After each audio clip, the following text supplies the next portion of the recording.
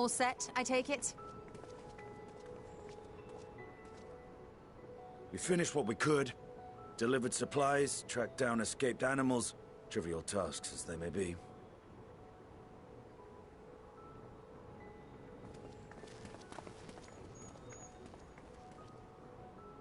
That's enough, don't you think? If there was anything more important still undone, that would be a problem in itself. The vessel is essentially ready for departure. All that remains is to load the final batch of supplies and see everyone on board. Once we've readied the ether burner, that is. Ah, had a feeling we might find you all here. Our consultations with the Loperates, too, have run their course. Pleased I am to say that our researchers' concerns have for the most part been allayed, though some insist on making adjustments to the very end. For their part, Livingway and her peers have graciously offered to stay and keep the people company, lest any lingering queries go unanswered. All that remains is to wait for the refined adamantite. Alphino, are you there? It's me, Cryo. Your special delivery has arrived. Round up everyone and come to the harbor at once.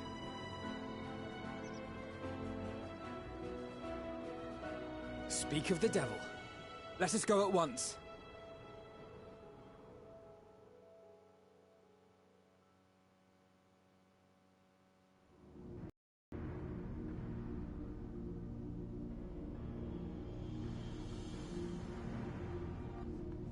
Forgive the intrusion, Master Fortuner. I bring urgent news. A great commotion has broken out in Scholar's Harbor. Your presence is requested, with all speed.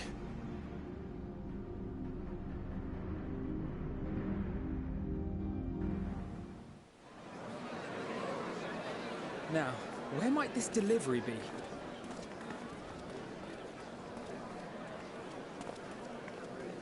Oh.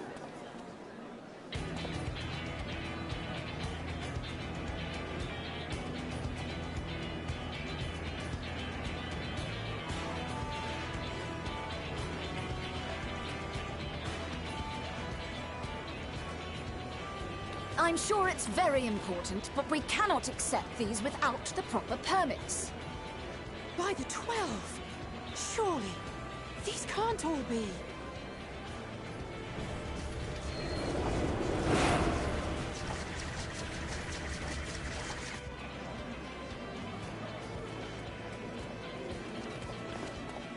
Bleeding hellfire! They're bringing them by sea and by air. All these folks in these crates.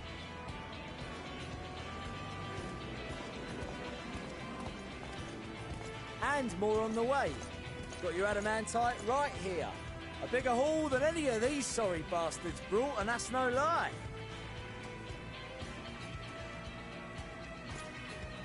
Yes, because you were charged with seeing the shipments from Gridania and Uldar here, along with your own.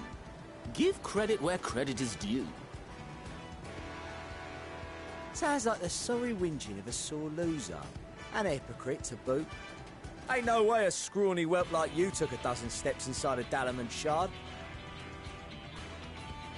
I'll have you know I went all the way to the entrance.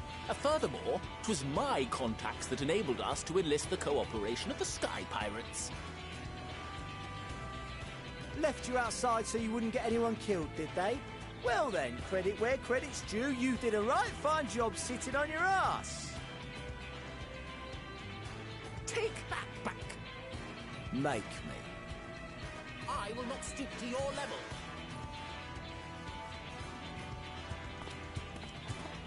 My, what a grand welcome party. Hancock and Soroban. We come bearing relics both sacred and Allegan, as well as a few other gifts that may be of help, to be presented with best wishes from the Eastern Alliance.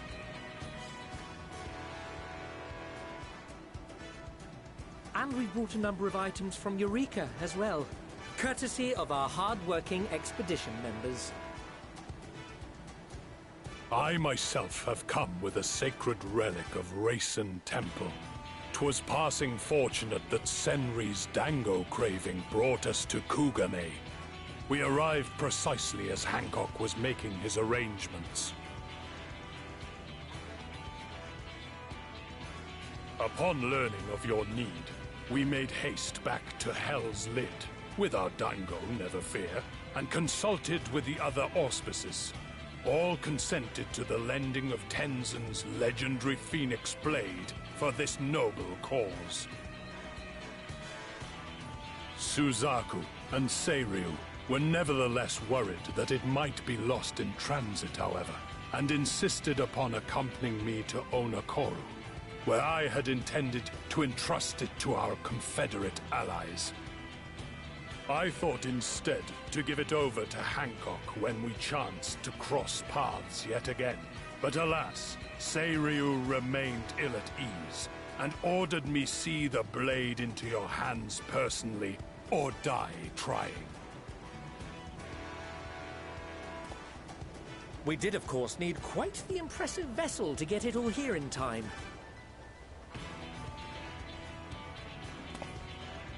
Fortunately, our majestic associates have been more than helpful. 'Tis an honor to join the Warrior of Light on another adventure, they tell me.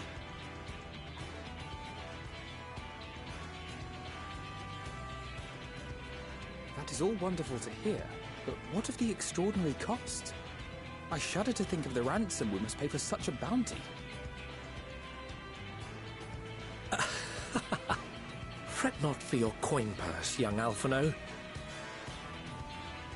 Lord Lolorito looks ever towards the profits of the future, and thus the East Aldenard Trading Company went to some lengths to reduce the financial liability. And since the Scions funded the entire venture, not a gill need be rendered up in compensation. Everything is already yours. We funded the venture? When? Don't let the name fool you. This coinkeeper knows a thing or two about spending.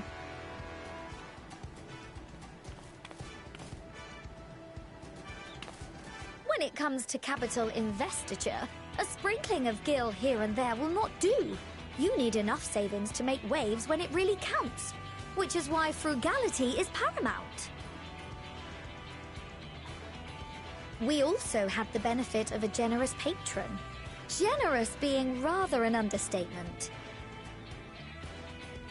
She has supported us from the shadows since the very founding of the Scions. We even had coffers to fill. Mother! Amelians. I remain, of course, an entirely neutral party. I simply thought our family's coffers were needlessly full. We can hardly take them with us on your teeny-tiny toy boat, now can we? And 'twould be a shame to leave all that hard-earned wealth unspent.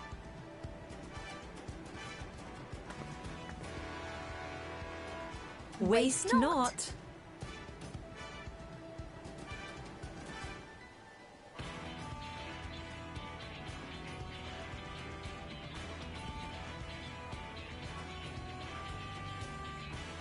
However did you manage so much in so short a time, though? We expected word to reach only a fraction of our allies. Did I not tell you I have my ways? Erenville, you were involved too. I received a letter from Cryle after we parted ways in Labyrinthus. She explained what the Scions were trying to accomplish, and why you might soon require the services of the Gleaners, spread across the world as we are. I pray you do not interpret this as a betrayal of Charlotte. I accept that the Forum's aim in pushing us to our limits was to preserve what knowledge we have, and I bear you no ill will for it. Yet, in collecting that knowledge, what I came to appreciate most about our star is that there remains so much we do not know.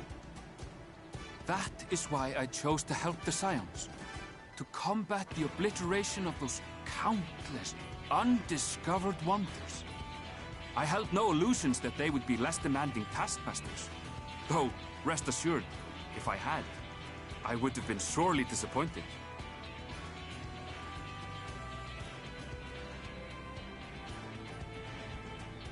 To make a long story short, the whole of the guild ship cooperated to ensure your call was heard far and wide.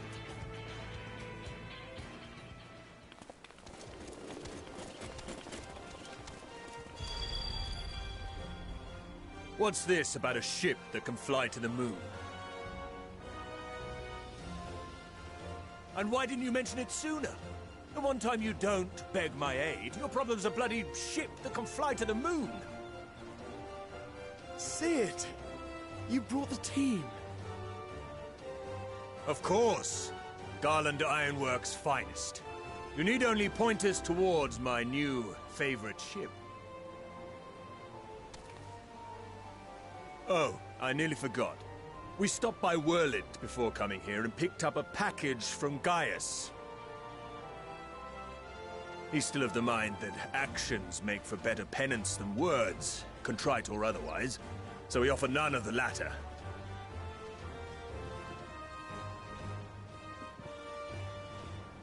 What he sent is an Allegan relic Valen's used in his weapons experiments. Has a fair bit of refined adamantite in it, too.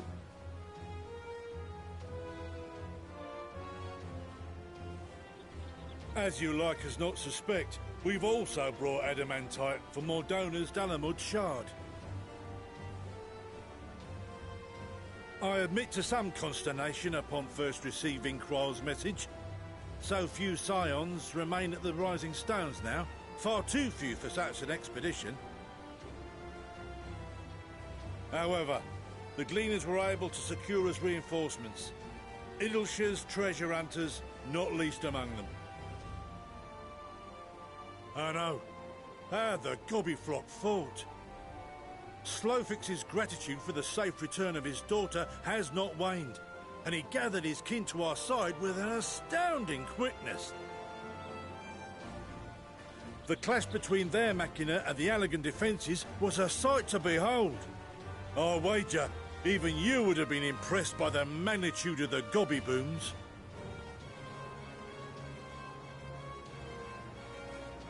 Fascinating as all this is, I fail to see how it explains your presence here.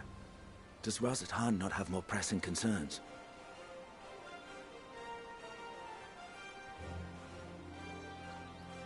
We do. Yet averting the final days would be the most expedient solution. That, and I am indebted to you.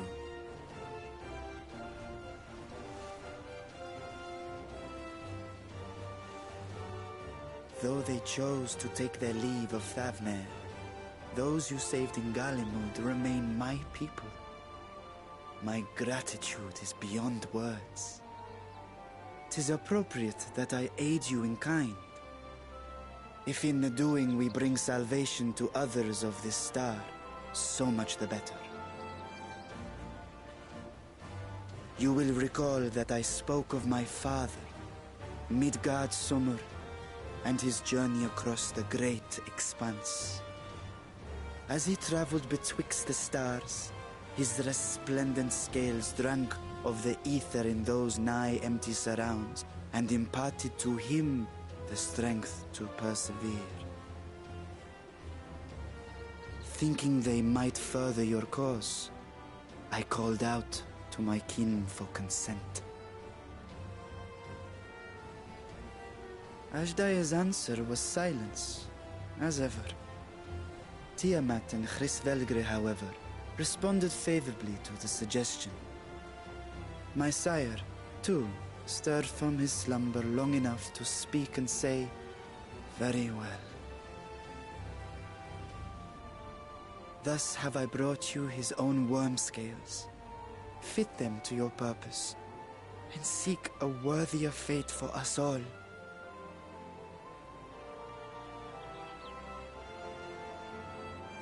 You'd be hard-pressed to find someone else so familiar with the unique properties of dragon scales. So I invited myself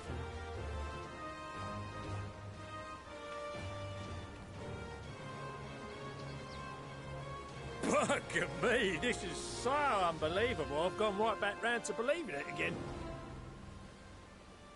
Forget a 6% gain in efficiency. With all these goodies, we could get 7, no, 10, no, 14 bleeding percent. Think of how far we could go! What we could do with that much power! What we could blow up! If Kokol is duly convinced, then it must be true. In which case, the science end of the bargain has been fulfilled. Would you not agree?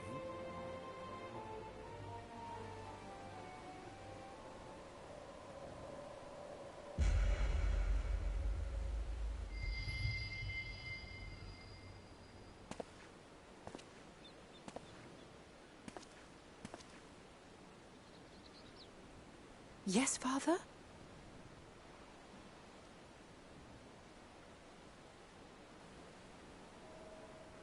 I know not what you seek of Heidelan, nor for what purpose you would take command of our ship. Yet this much is certain. To do so will be to dictate the fate of this star and the lives upon it. The lives of each and every creature, in their magnitude and their fragility. Do you understand? And are you prepared? We have seen and we have felt how much each life shapes this world. And so we are determined to abandon none. We understand what is at stake, and we are prepared to bear this burden.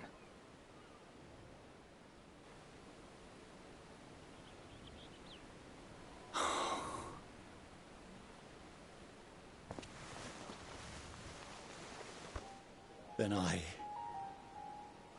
will bear it with you.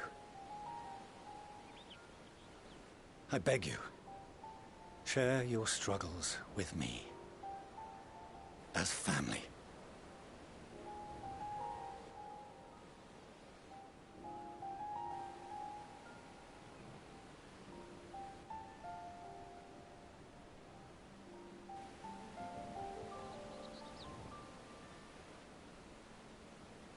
You grasped my fingers with such tiny hands the day you were born.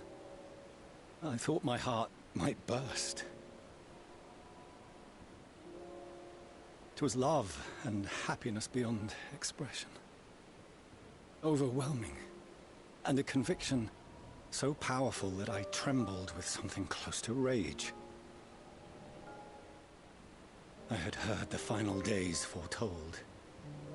I swore to myself then and there that I would not let them steal your futures.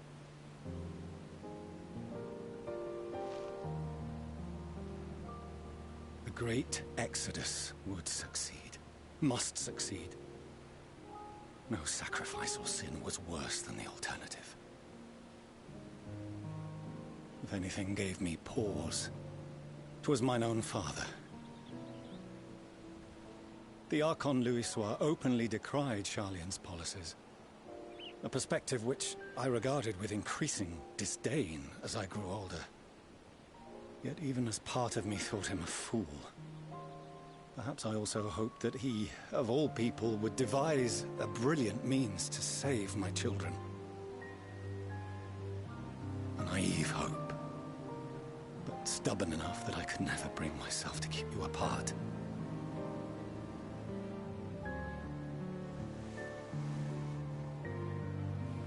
No, that was his doing, when he perished at Cartano. As we pulled that twisted slab of Dalamud from the sea, I remembered the warmth of your newborn touch. Chastened, I vowed never again to suffer any interference in my mission to protect you. No matter that you yourselves wished otherwise. Detest me, fight me tooth and nail, I would suffer it, and more, and be satisfied so long as I could force you onto the ship.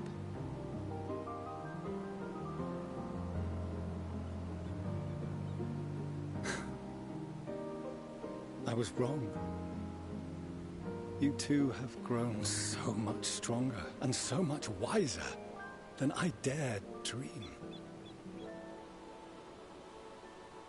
You have earned the right to walk your own path, and already begun to do so. Good. Because there are things we care about, and people we love, and none of them is replaceable. Not a one. It cannot have been an easy journey for you to have come so far.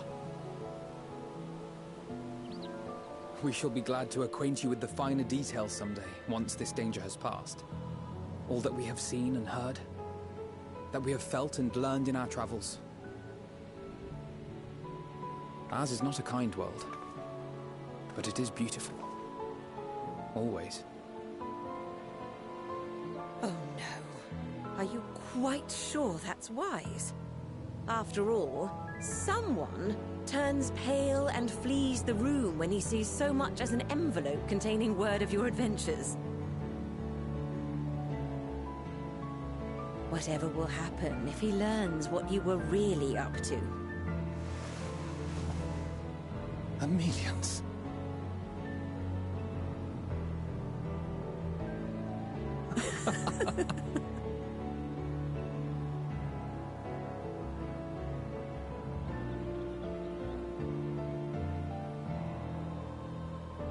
Though I have wronged my children most gravely, I owe you an apology as well. I assumed that it was the Scion's influence that made them so keen to charge headlong into danger.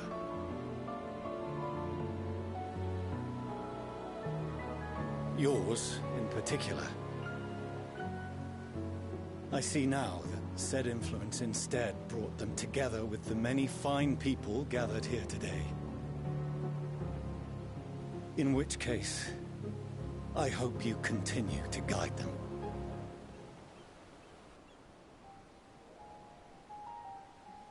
If we've finished loitering about the harbor, might I suggest we put our plans into motion? People are beginning to look confused. Perhaps you can spare a few words ere they resume the tedious lugging of cargo. You've no small number of friends and admirers here, after all.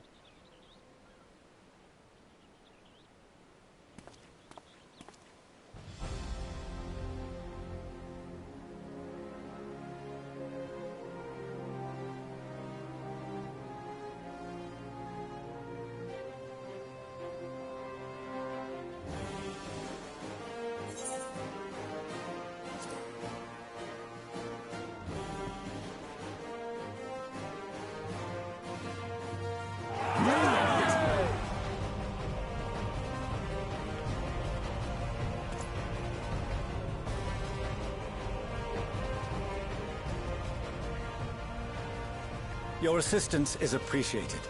Now, in an orderly fashion, if you please.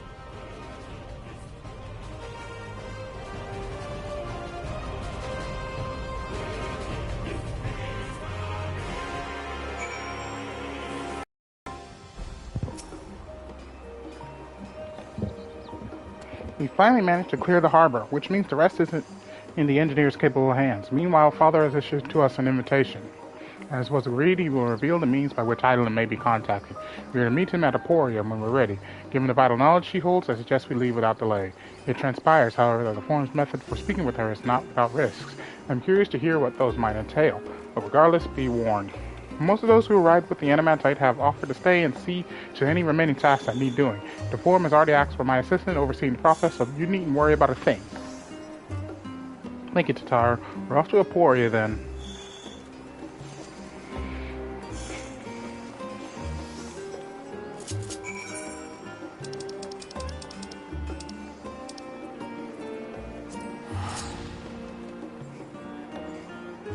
Also, greetings, fellow students in time and space. It's your host, Mario Shadow. I do want to apologize for the abrupt disconnect last night. Last night we were, unfortunately, getting a internet outage in my neighborhood, so unfortunately I had to shut off my internet. I unfortunately had to end my live stream early. earlier than I was expecting. So we're going to be continuing right where we last left off in the last live stream and try and complete the remainder of this quest. So without further ado, let's get started right away to today's adventure and see what's in store for us. Come on, Z! Yami, I have already shown the others inside. You will want to speak with Heidelan. She has the key to the lift and can send you down after me.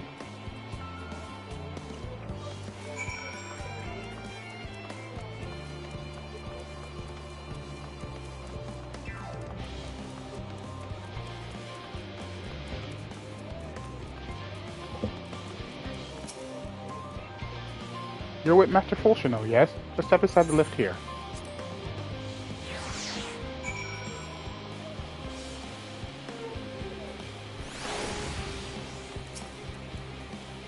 From here, we proceed to the heart of Labyrinthos and its most closely guarded secret, Thalmazine. It marks the beginning and end of our efforts. Once we delve to seek audience with the star, and once we will embark on our journey to the heavens. This way, if you please.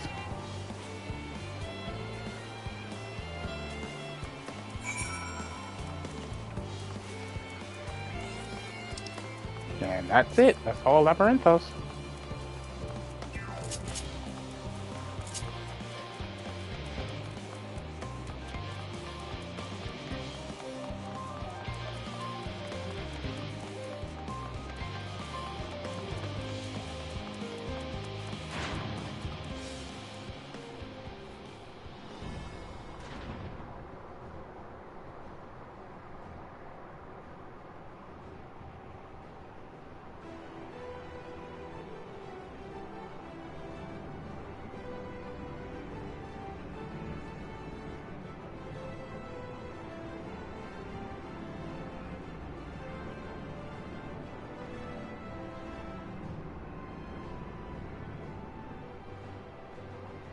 Whoa!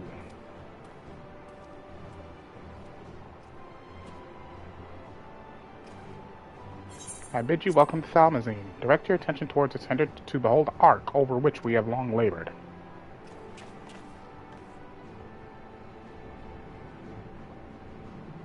As you can see, it was designed as a medium-sized craft, the better to reduce fuel consumption.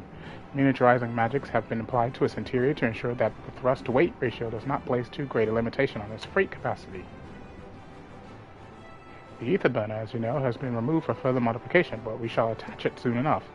I have received word that Kokol and several of your allies are working on it with an intense fervor.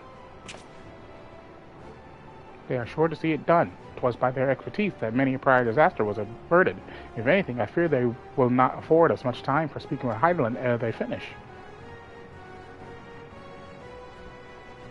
Point taken. Let us move on. I must warn you again, however, that even with the benefit of our device, to treat with her is not a simple feat.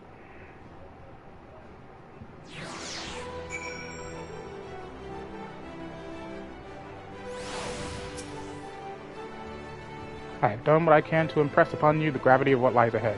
Are you prepared?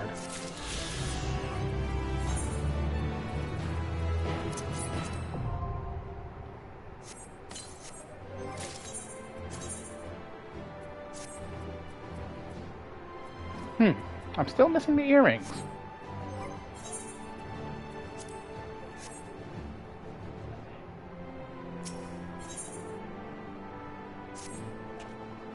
We make for the lift at the center of this chamber. Come.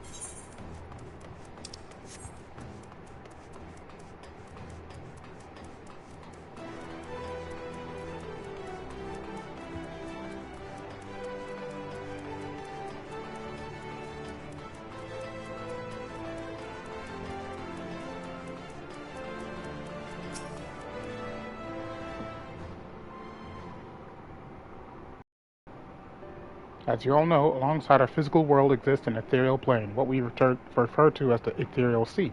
At the heart of the star, the physical and ethereal are one and the same. Thus, the deeper we go, the easier it becomes to pass between said planes. We utilize this principle in constructing the anti-tower, and once more here in Thalmazine. No sooner did the Forum decide to withdraw from Eorzea that we began work on this facility. Our work culminated in a device that allowed us to peer deeper into the Ethereal Sea than ever before, in search of Heidelan's ever fainter echoes. The Aisha scope. And you communicate with her through this device? For a time, yes, but since the 7th Umbrical anomaly, it has been rare to even hear a whisper. If you wish to reach her, you must journey closer to the center of the star than we have ever dared, beyond the Aisha scope. Even so, I make no guarantee that you will find her, nor of your safety, not so deep in the Ethereal Sea. We understand, but if we are to deliver this world, we have no choice but to try.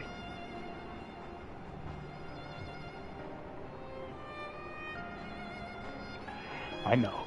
I only wish we could do more than observe your progress from afar. The Aisha-scope ocular lens, by which we may peer into the Ethereal Sea without placing ourselves at hazard, lies above us. Through it, we can watch and guide you. In those swirling depths, there are pockets of ether so dense and turbulent that they can unravel one's soul. If we determine that you are at risk of coming into contact with such a pocket, we will recall you with teleportation magics. To that end, it would be best if one familiar with the composition of your souls remained here to assist in assessing said risk. Otherwise, there is an increased probability that we will extract you too early or too late. Please, allow me. I have thought upon this much, and, in truth, I do not believe that I am fit to join you in the trials ahead. The events at the Tower of Babel drained me, yes, but even before that, your capabilities far outstrip my own. There is no time to have a weak link in our vanguard, no matter how much you may wish it were otherwise. If I insist in the manner that Master Fulchino has laid out, however, I may still be of use. Will you trust me to do so? Ooh, excuse me. I can think of none I'd trust more, compared to all that effort you put into keeping us alive while our souls were in the first. Preventing us from dissolving into ether on a single expedition ought to pose no challenge at all.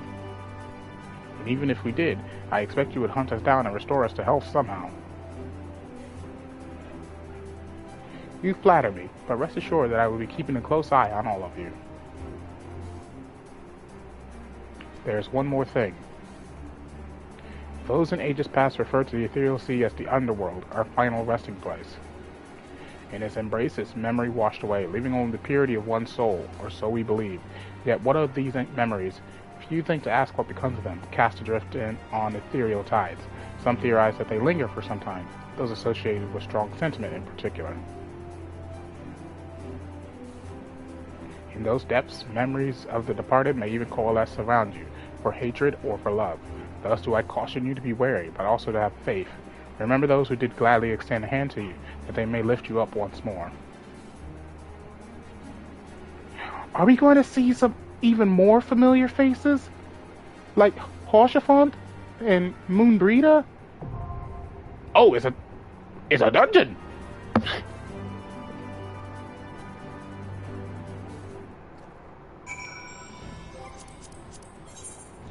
Well, alright then. Dungeon it is. Level 89.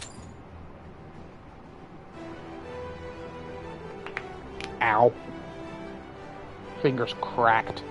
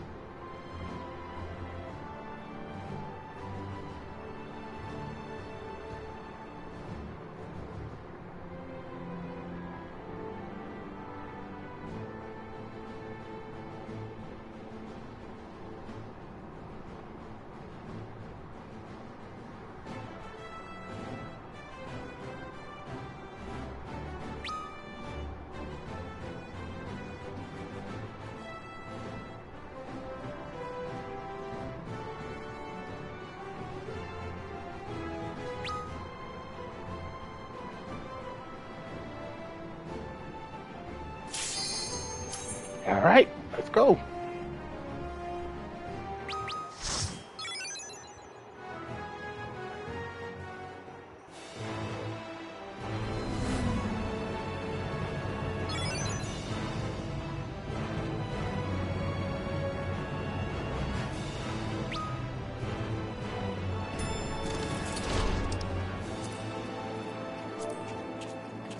What the? That guy is naked.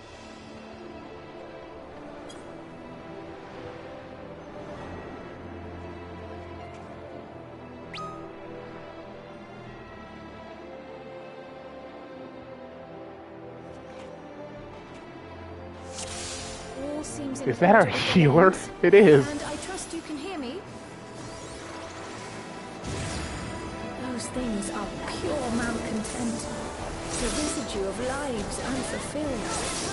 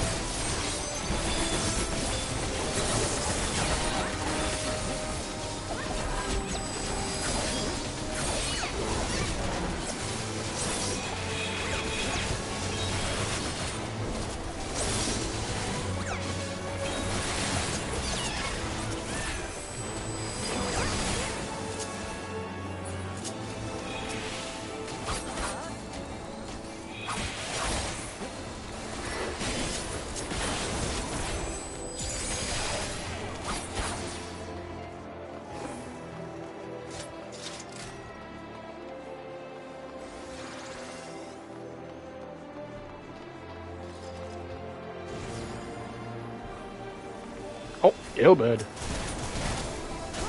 Wait, Ilbert? What is he doing here?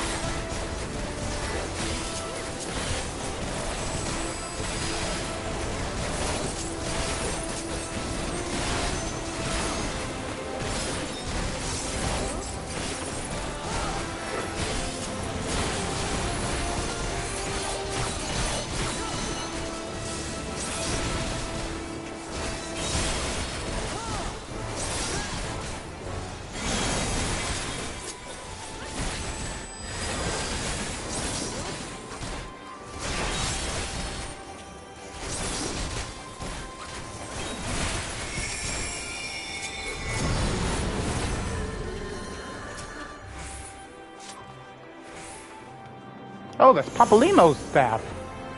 I mean, Louiswall's staff, sorry. But it's Papolimo.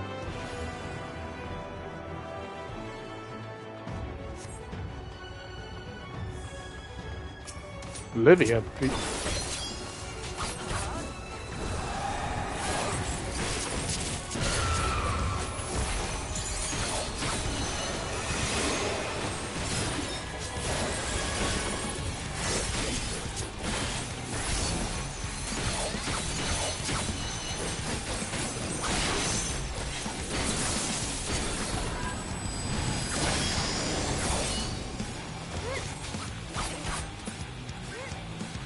Oh shit! Oh, that hurt.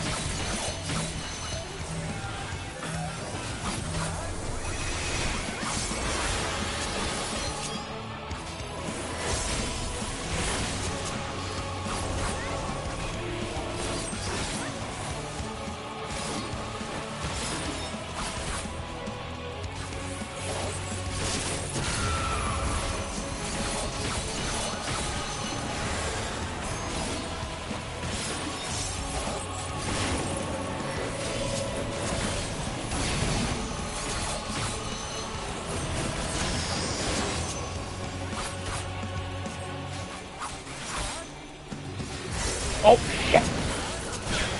Shit!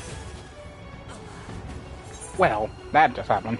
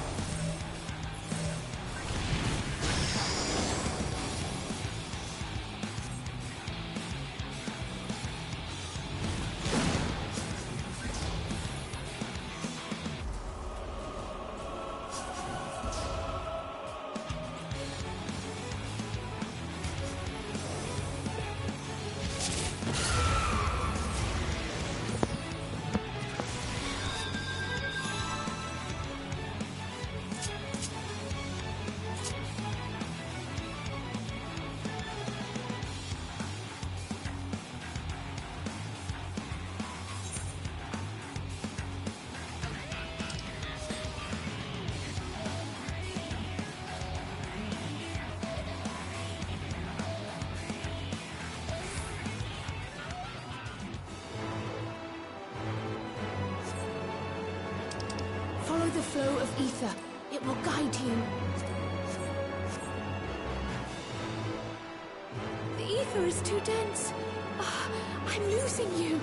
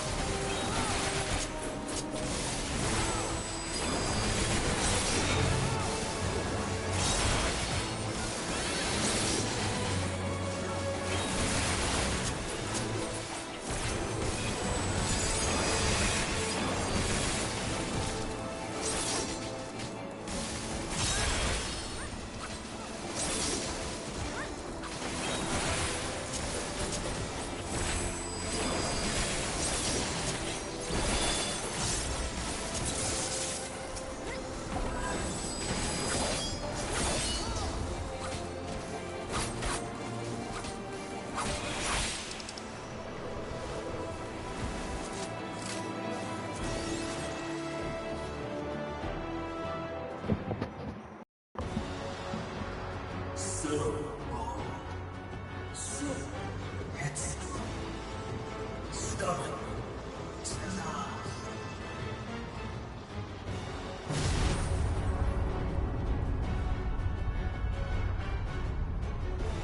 But this is as far as you go. Oblivion beckons! It's Amon.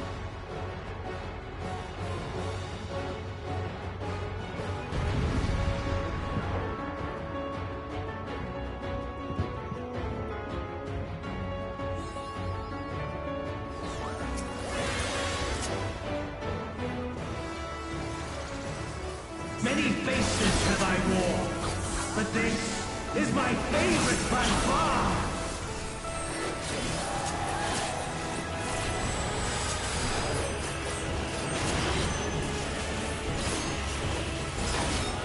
You will persist in this folly no longer!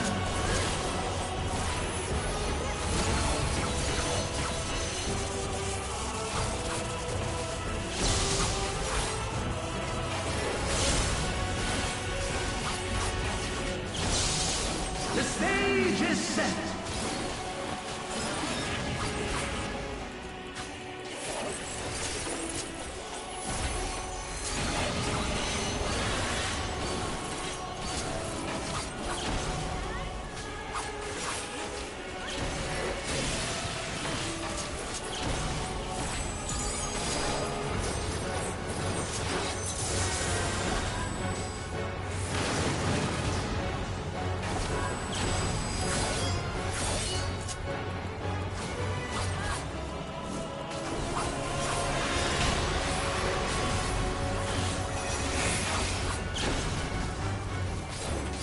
Let the curtains rise for the main attraction!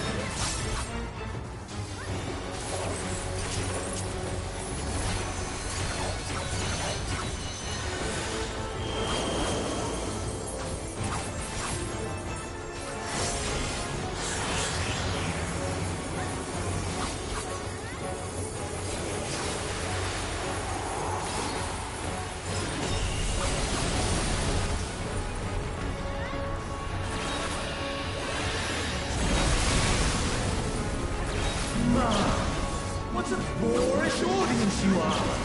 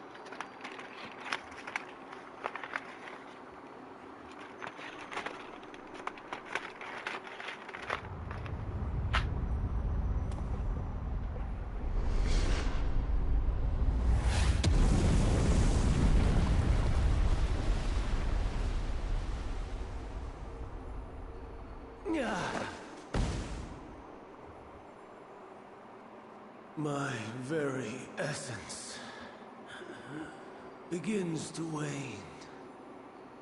Sweet, sweet agony.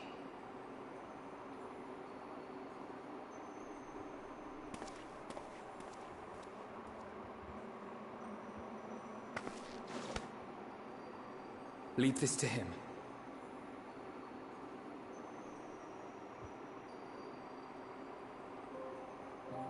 Come to deal the coup de grace.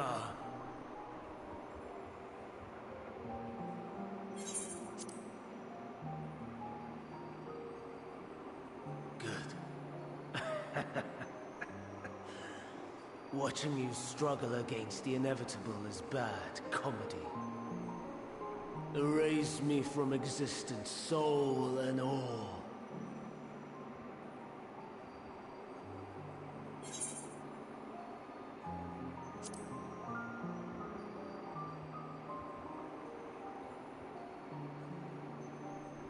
How would you know that name?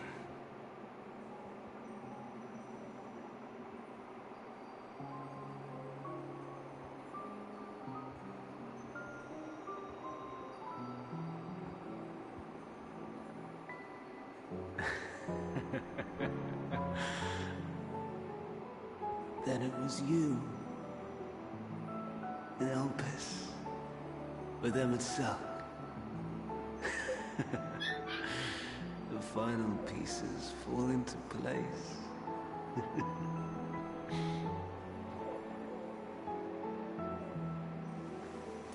In my halcyon days, as the mortal Ammon, I was haunted by a dream.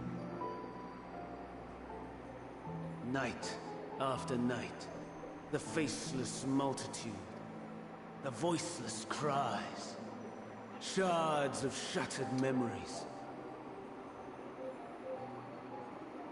But slowly, the fog began to clear. This was Elpis. And I was Hermes. Recurring though it was, I paid this dream little heed. It was only when I was granted the seat and memories of Fandaniel that I knew these visions to be true. They were the memories of Hermes that he himself erased using the power of Kairos.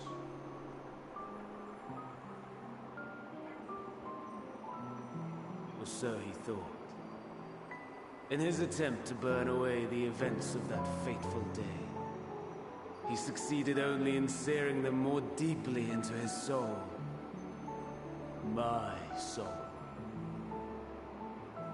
Death failed to expunge them, no matter how many times it came. Rebirth after rebirth, from one Fandaniel to the next.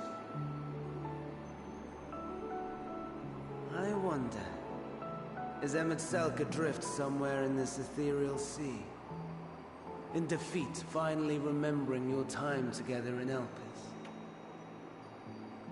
How it must gall him to be entrusted with knowledge of the final days, only to be rendered powerless to act upon it.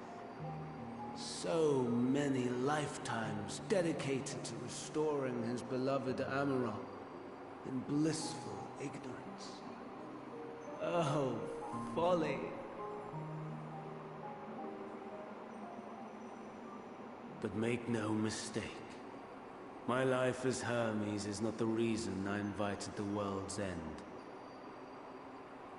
I have lived. I have struggled. I have dredged the very depths of despair.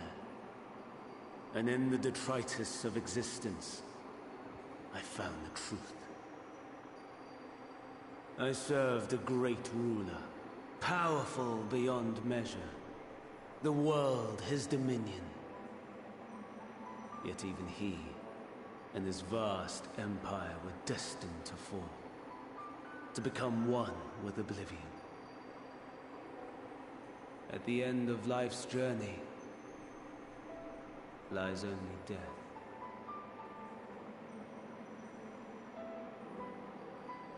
So I ask you, why live at all? We betray, we torment, we murder. We are wicked, spiteful creatures, without exception. If life is so sacred, so precious, why fill it with such misery? Man wallows in a hell of his own making without purpose or meaning. To live is to suffer, and I would end that suffering by my own hand. It matters not if it flies in the face of all believed right and just. Death is the only solution!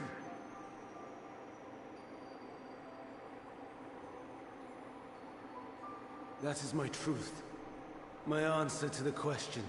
And yet, even as the words pass my lips, I am filled with doubt. As my search reached its end.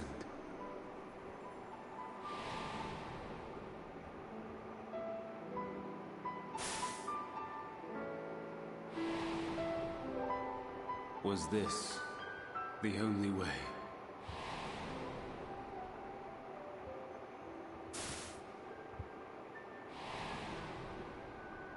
After all these years,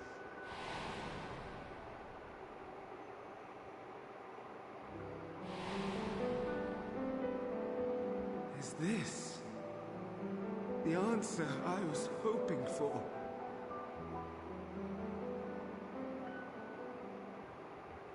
The lamentations of the damned.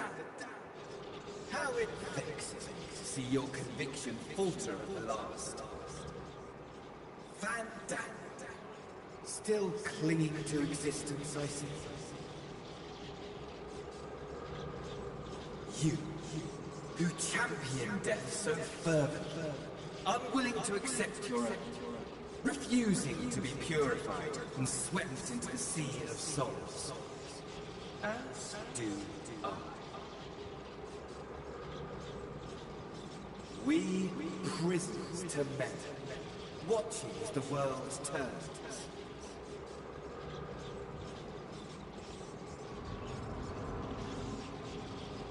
Though unlike me, you will be spared the ignominy of having your corpse made a puppet, dancing to another's tune.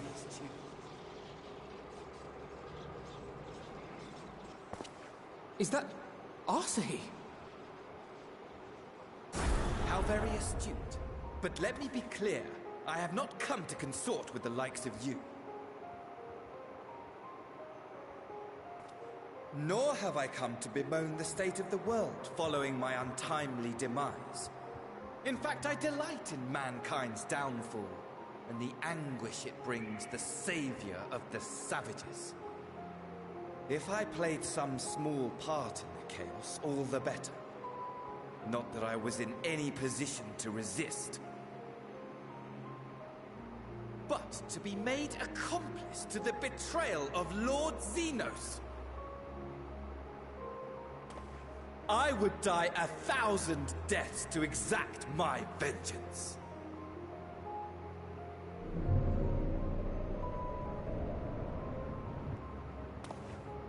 Now you are at my mercy. I shall drag us both into oblivion, and you will never see the fulfillment of your magnum opus. Even should you be reborn, your desperate search for answers must start again.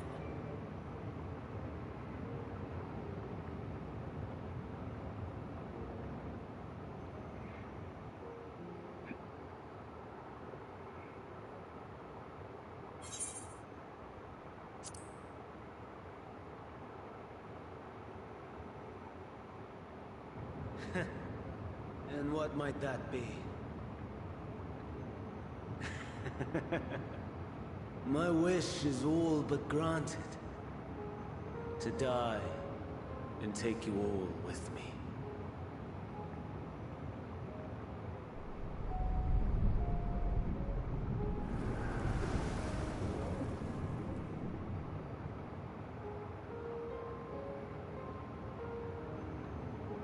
Don't try to follow me. I had more of you people than I could stomach in life. Never mind in death. Likewise. I pray we do not meet again. You had better hope not.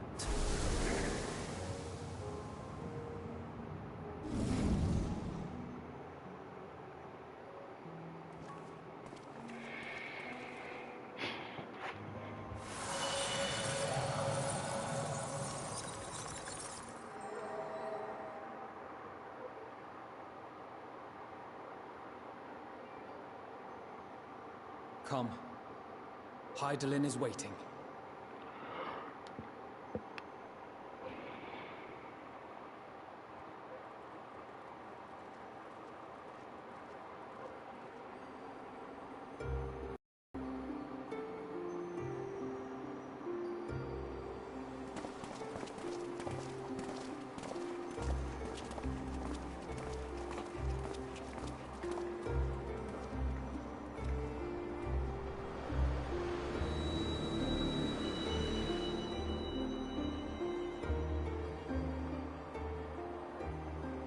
Brave travelers, I welcome you.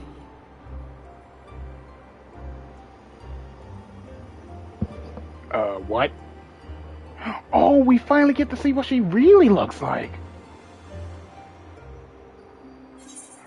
That is gorgeous.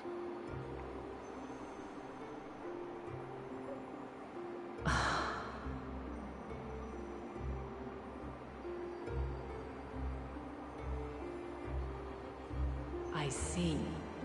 Thou didst journey unto Elpis. And now, the rivers of time converge.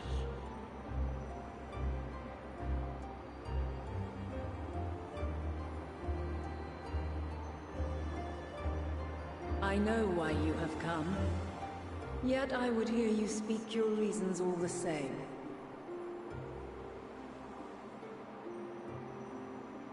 You created the moon to deliver mankind from the final days. But is that really how it has to end? We do not wish to abandon this world. We want to protect the source and all of its shards. To flee is but one of two paths. The other leadeth to Meteon, far beyond the stars, where she doth chant creation's requiem.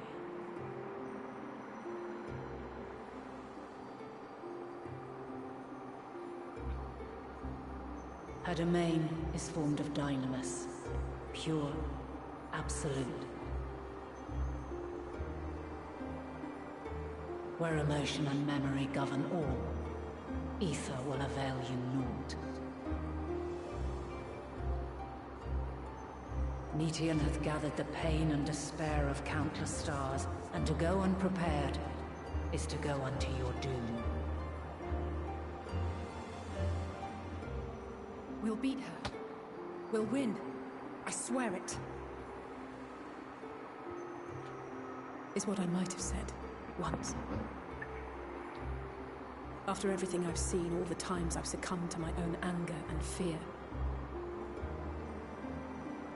I can no longer pretend that courage and faith will be enough. But are we truly so powerless? That our only choice is to flee? Far from it, my child.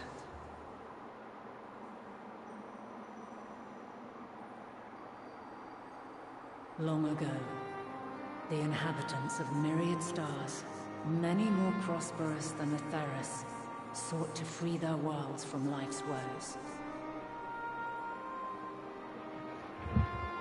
sorrow and anger, conflict and hostility, despair, and even death itself. But as Meteon reported, every attempt ended in failure. Darkness abideth within every living being and can never be cast out. Neither reason nor faith can challenge this immutable truth.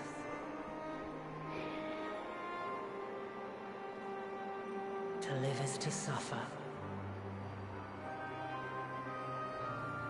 And in suffering, find strength and purpose and hope.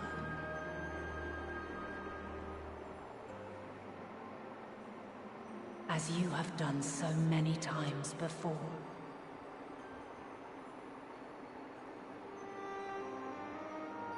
Thou dost pursue an impossible dream, yet knowing this, you pursue it nevertheless. And thou hast learned to depend on others as they do thee.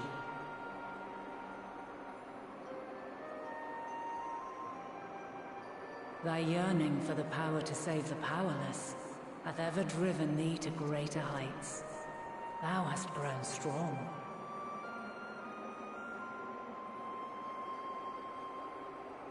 Though those closest to thee no longer walketh by thy side, their love remaineth thy guiding light. For duty's sake, thou hast been bound by truths unutterable time and time again. Yet thy heart hath never wavered, as thy companions will attest.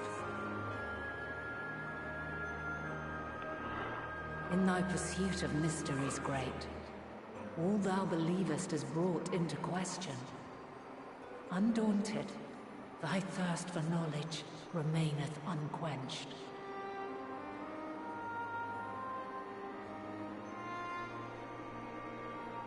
The fires of hatred that once burned in thy heart burneth no more. From their ashes doth spring the light of love, warm and pure. As witness to black calamity, thou despaired at man's helplessness. Resolved, thou didst unite a distant world on the brink of collapse.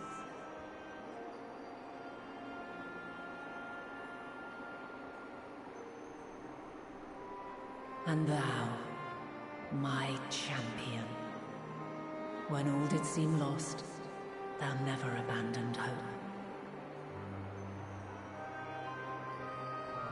For every trial and every foe that did bar thy way, thou hast proven equal to the challenge, drawing courage from the many bonds forged on thy journey. You have all known despair, and though the end approaches, you walk on, heads held high. Therein lieth your power, the strength to silence the song of oblivion.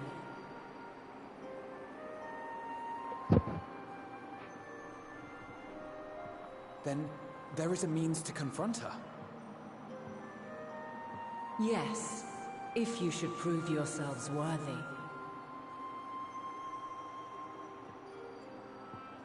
Hark!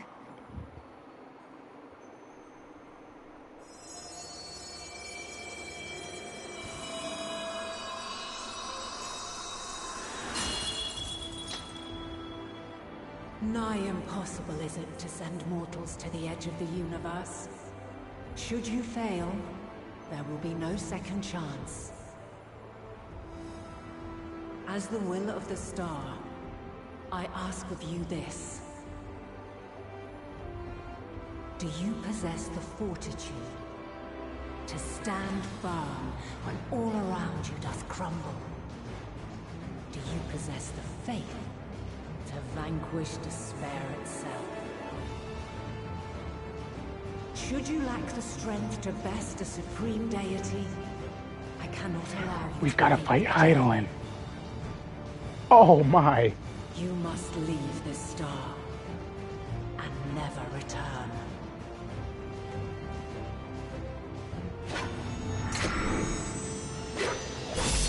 Prepare yourselves. Prove ourselves worthy, then. Sounds straightforward enough. Aye. No room for confusion there. In any case, we've come too far to back down now. I am of the same mind. What power I have, I shall bring to bear. The three of you seem to be forgetting who we're up against. It's not every day we battle a divine being of untold power. Well, not quite every day. Do try not to get underfoot. Needless to say, there'll be no margin for error. Let us hold nothing back. For the people of this world and those beyond the rift.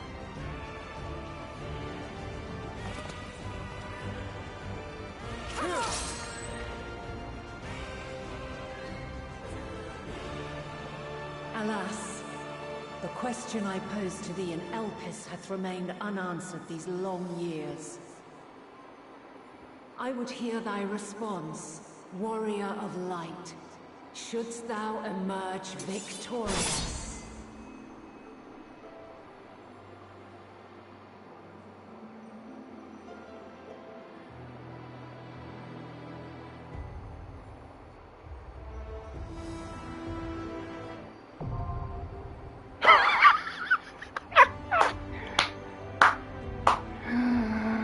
Oh! During this quest and when using the trusted scenario mode, you have the opportunity to take this trial with a party of scions. Some of these allies' roles will differ from those you are normally able to select. Additionally, you may now enter the Altia scope with a party of NPC avatars. Okay. First things first, though. I want to get my level 90 gear. And I just looked up where I can get it from. And it's apparently back in Old Charlian.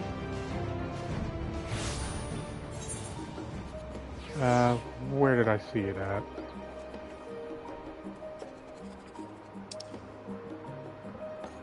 It's supposed to be right over here, I think.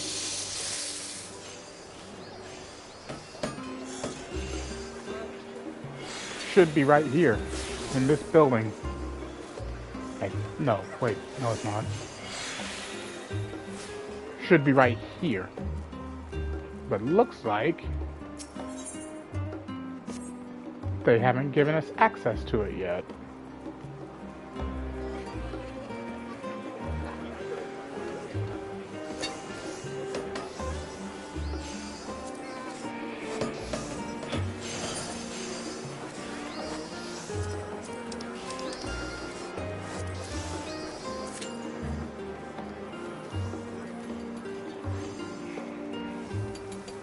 But now, we fight Heidelan. Oh boy!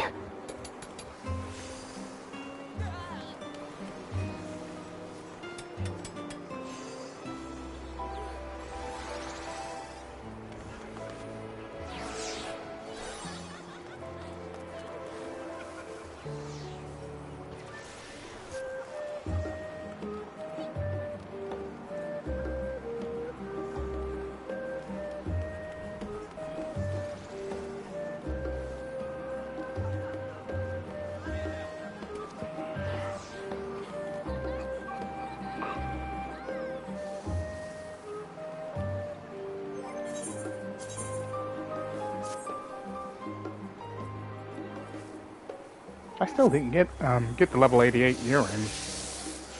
Let me see here.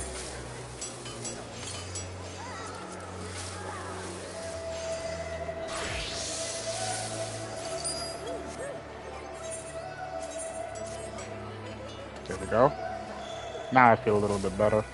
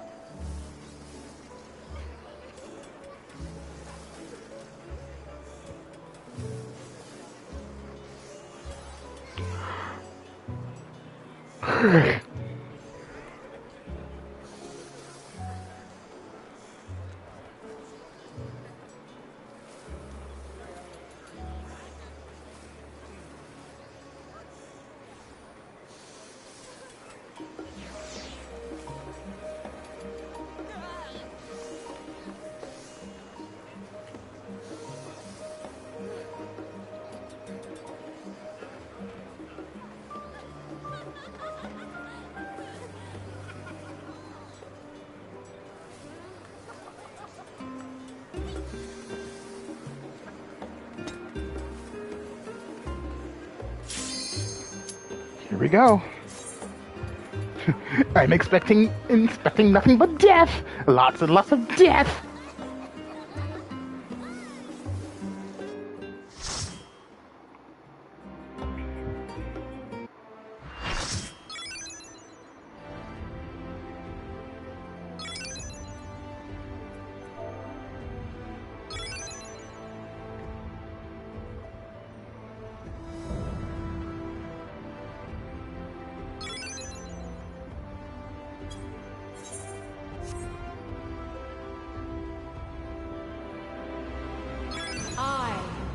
The last of my kind shall test thee.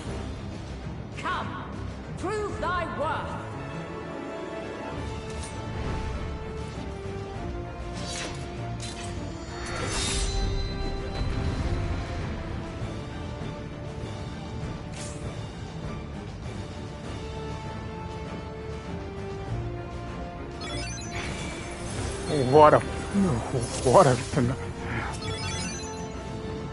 What a fight. Have you the strength of will to alter man's fate?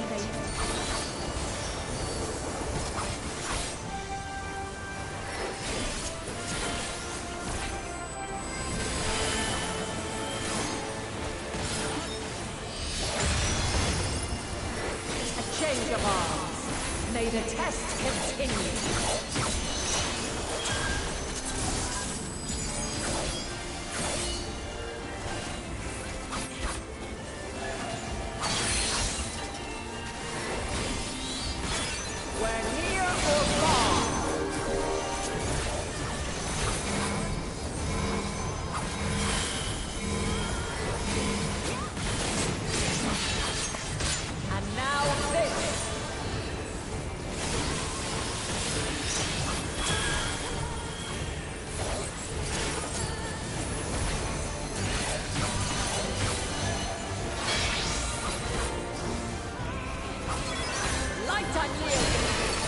Oh no!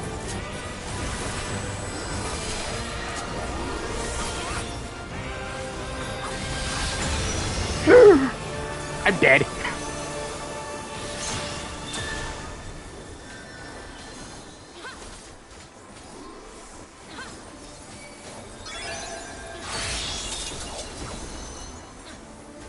By blade!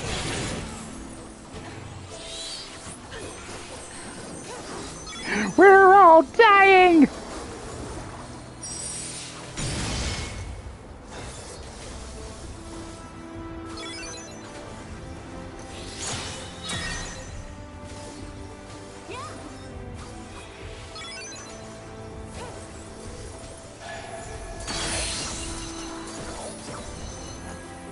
We're near or far. Okay. There was no indicator on that. Okay, red in. Okay, I gotcha.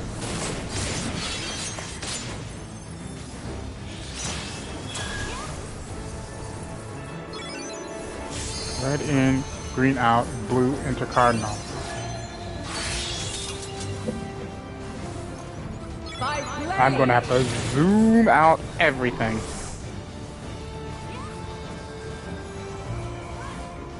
Crystals of light, to me. What?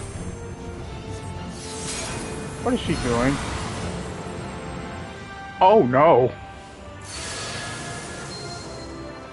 A DPS check! Oh no! The song of creation's end.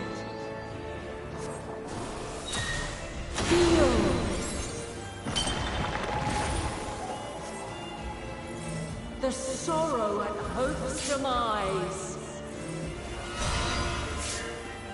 Think.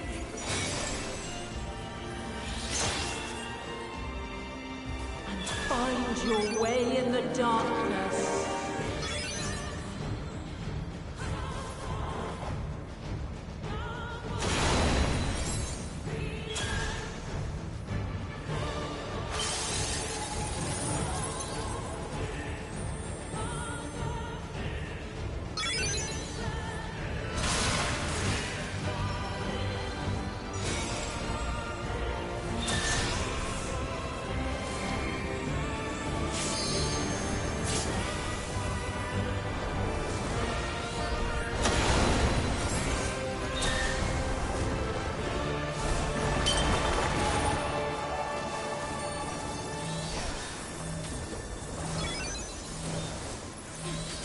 Yeah, there's no way they're going to beat this timer.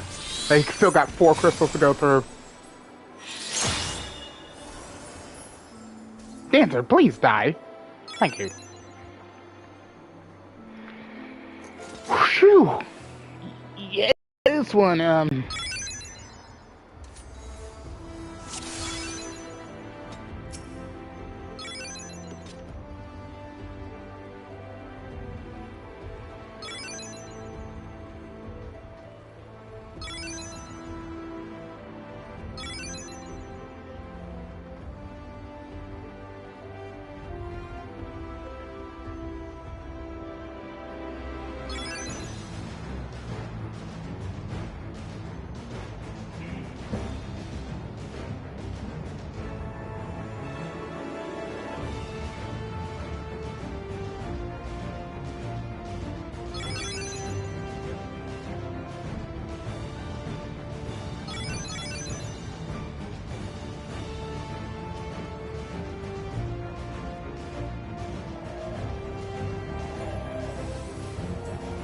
Have you the strength of will to alter man's fate?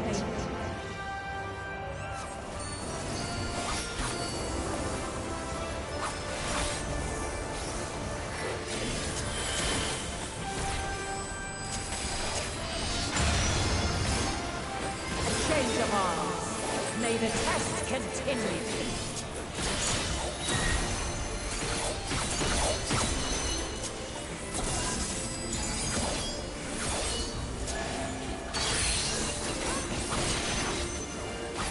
We're near or far.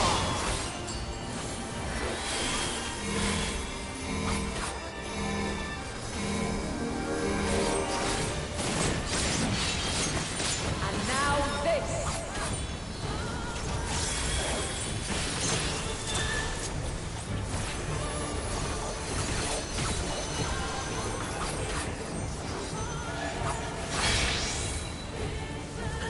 Out, out, out. Light unyielding.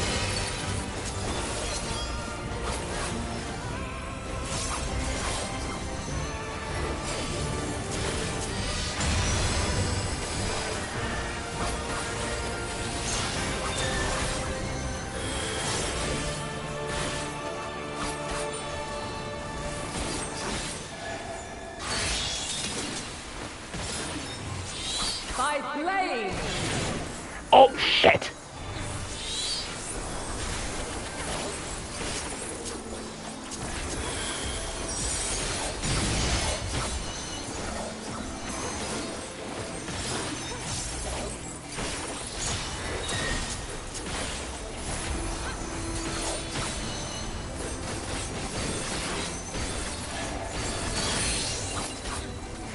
In.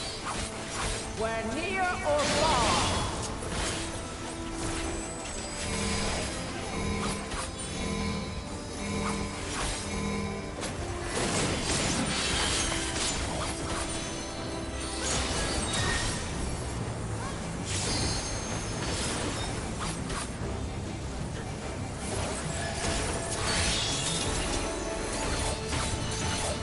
By blade.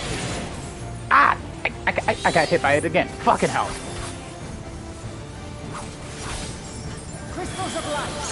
To me.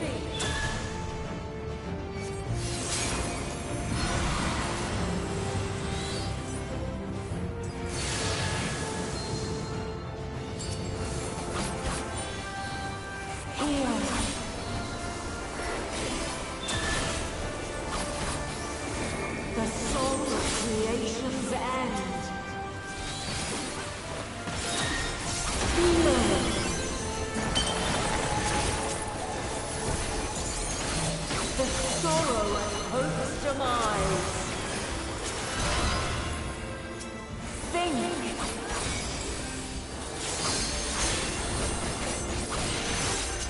Find your way in the darkness.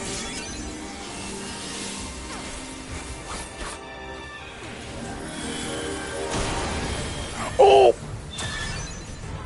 Fucking dead.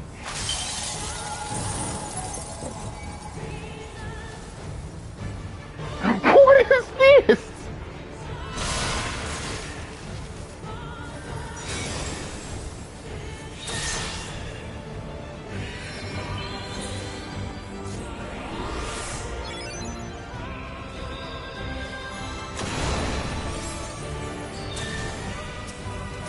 I live!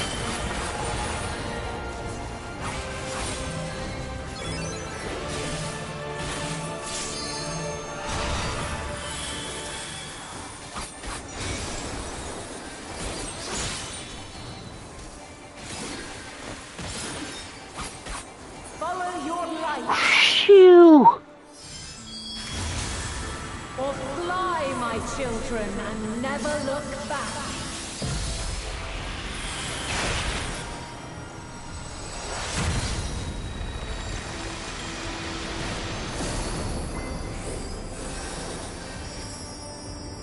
Then you are resolved. But this test is far from over. By crystal light.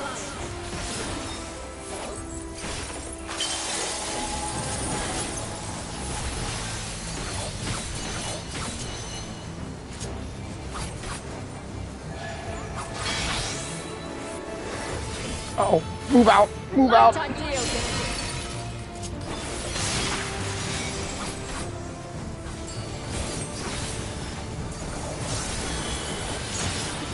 Refulgence eternal.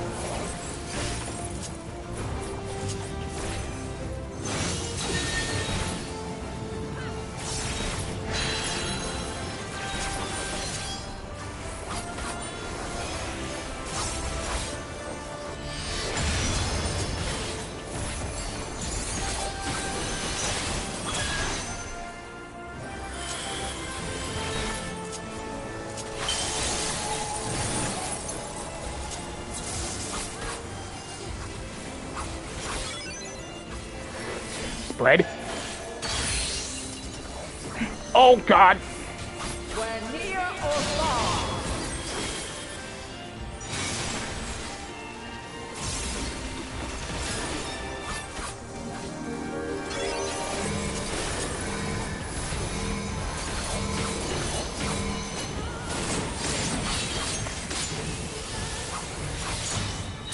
We're high or low.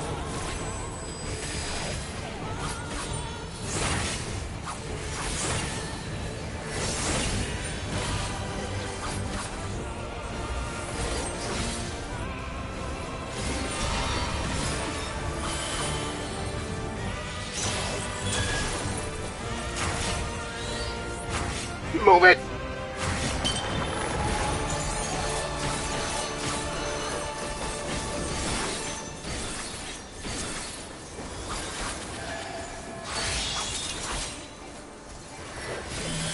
By blade. Ah! Ouch!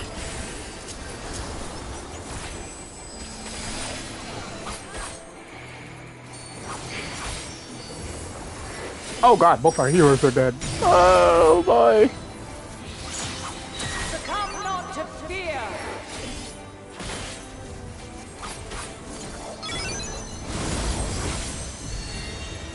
Oh, summoner, hurry.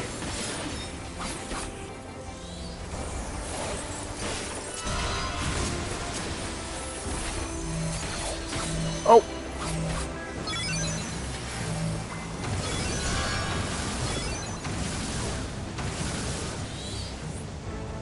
Oof.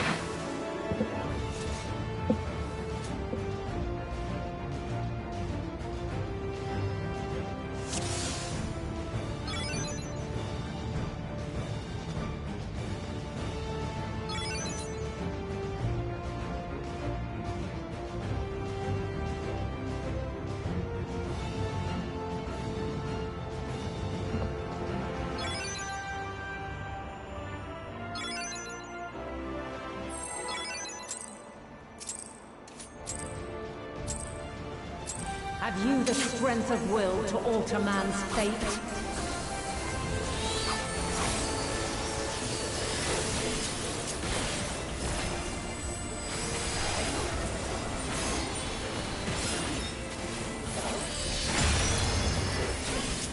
A change of arms. May the test continue.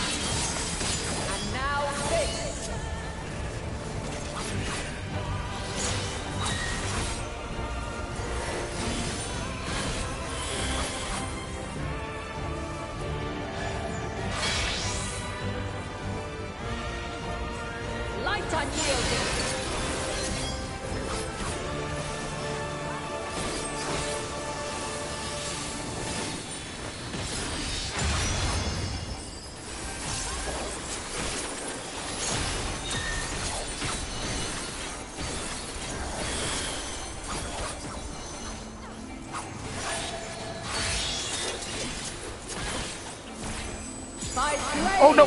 Move! Ow! Damn it!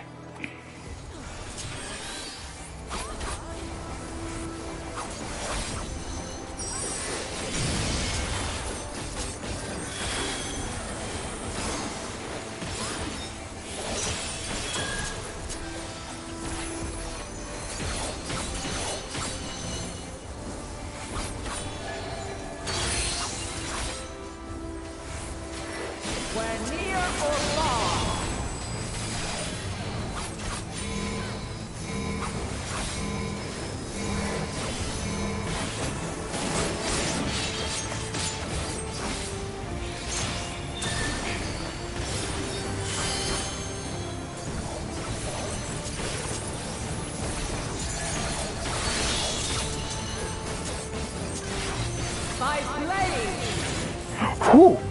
That time I saw it. Crystals of light, to me.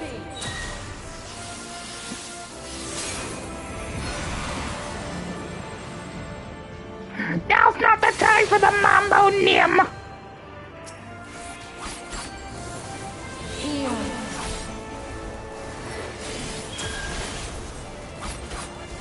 The song of creation's end.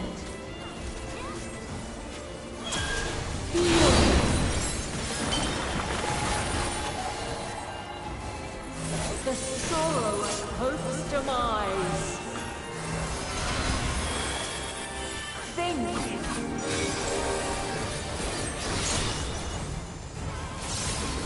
Find your way in the darkness.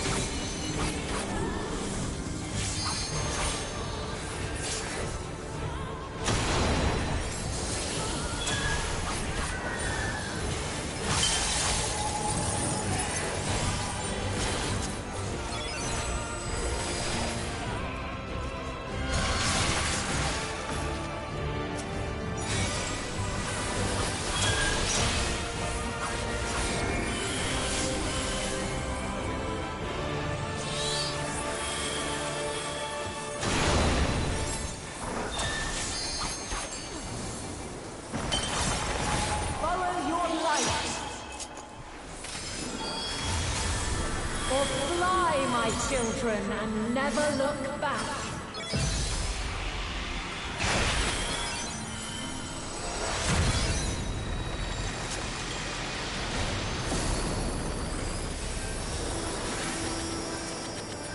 Then you are resolved.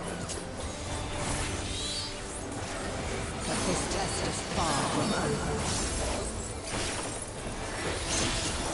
By crystal light.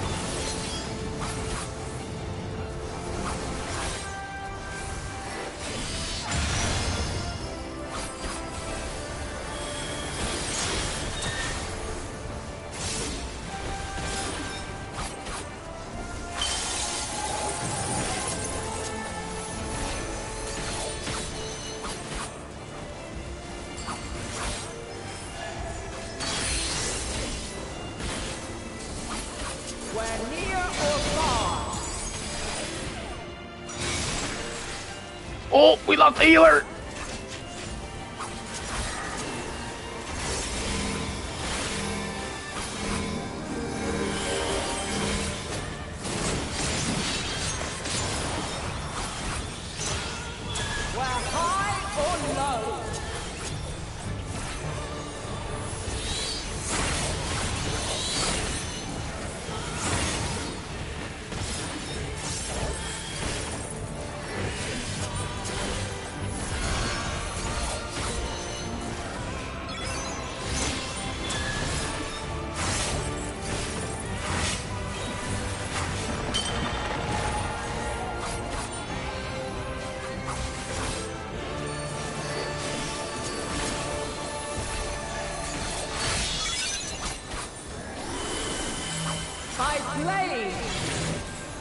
Oh shit!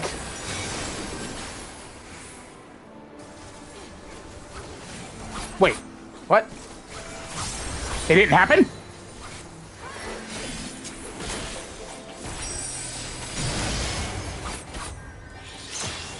Succumb not to fear!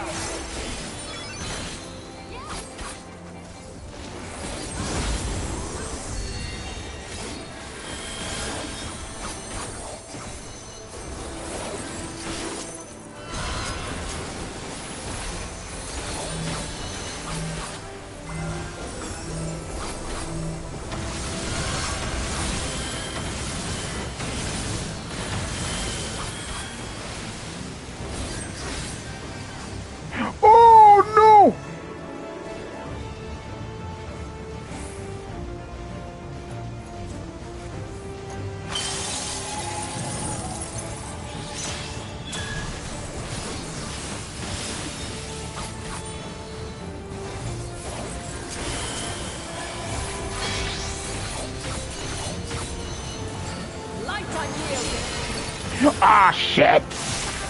Shit!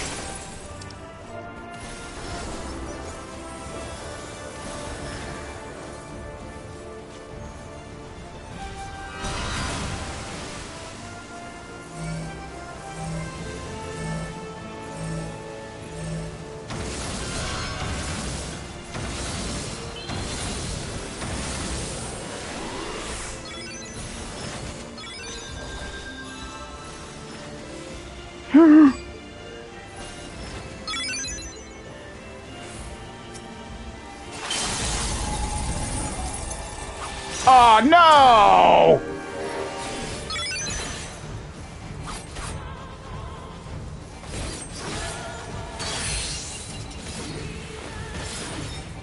We're near or far. Goodbye.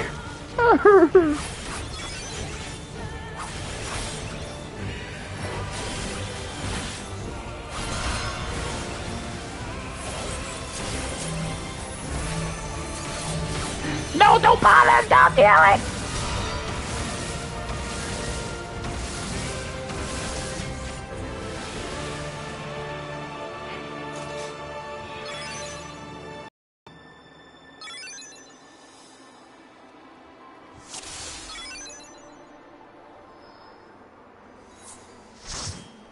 Did someone... Oh, wow, the other healer left. Lame.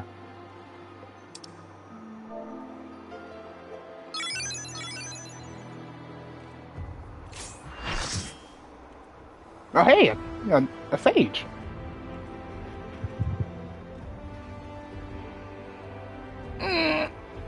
Stretch for a second. Jesus.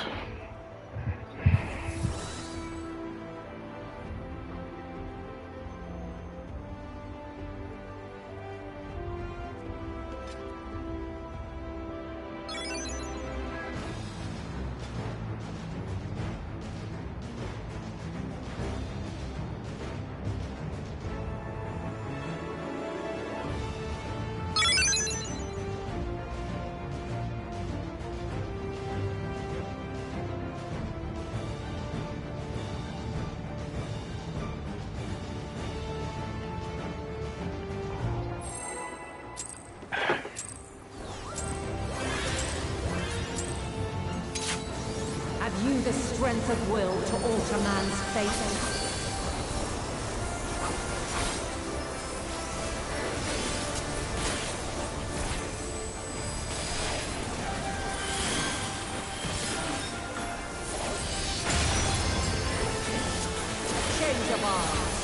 May the test continue.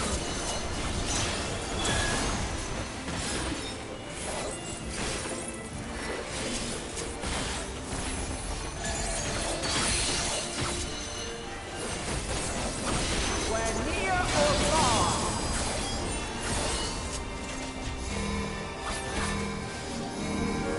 Oh, hello, Pixel. Welcome to the live stream. And now this.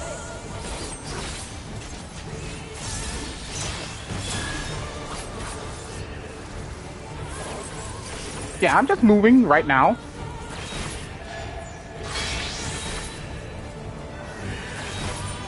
Light unyielding.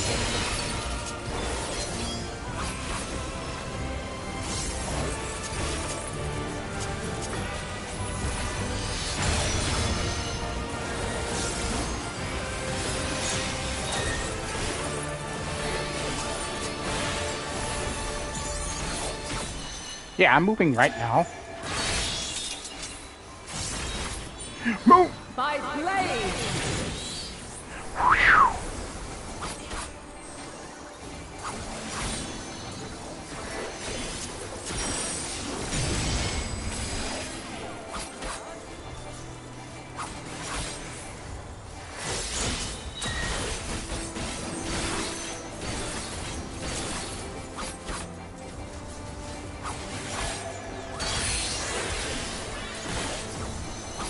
We're near or far.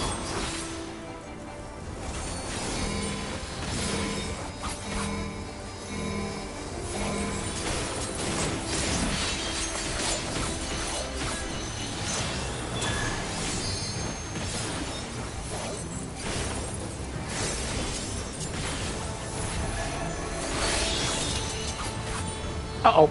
Moving! By blade.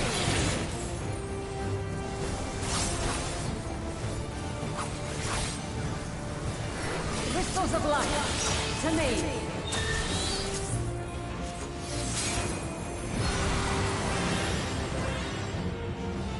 Summoner, please. You are dangerously near the edge.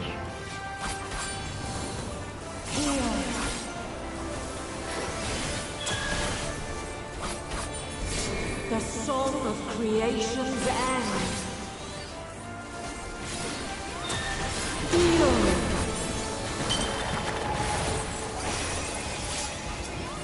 The sorrow and hope's demise.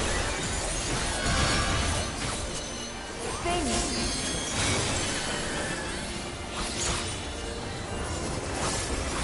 Find your way in the darkness.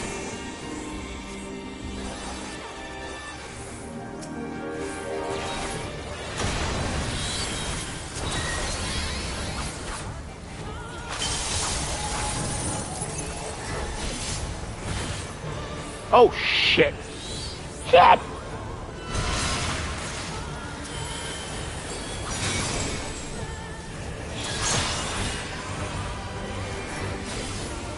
Kill it!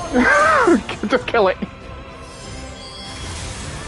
Or fly, my children, and never look back.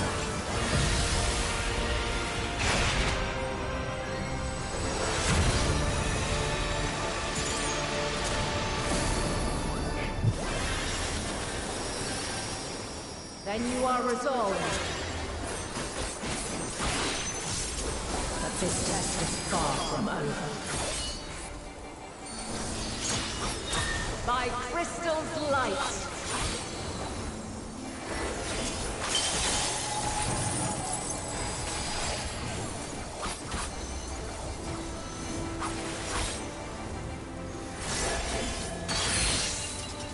Uh-oh. In. We're near or far. My health!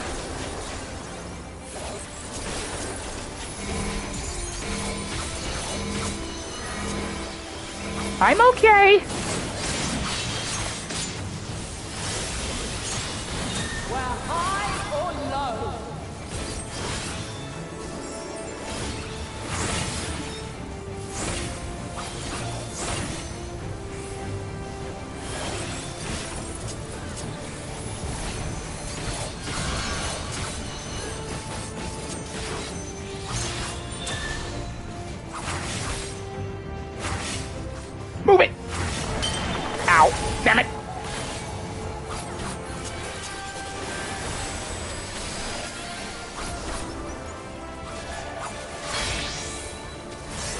Light unyielding.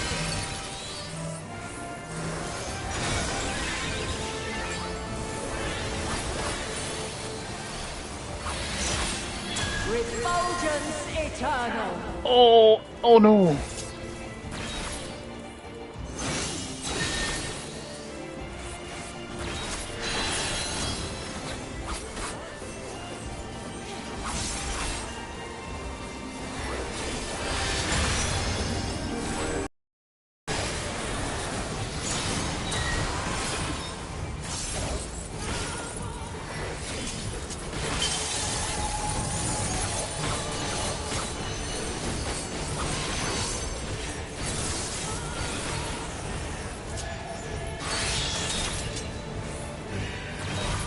By blade.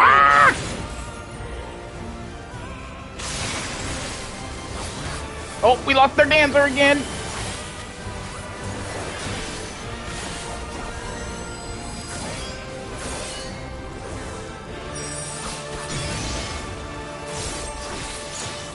Succumb not to fear.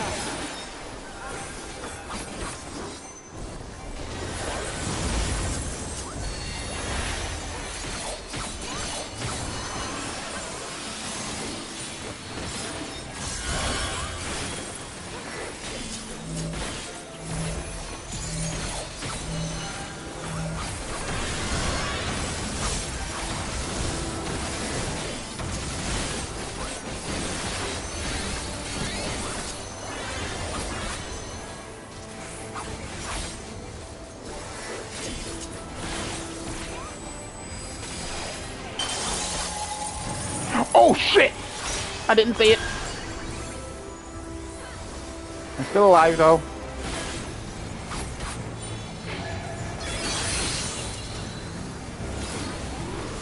We're near or far. Oh!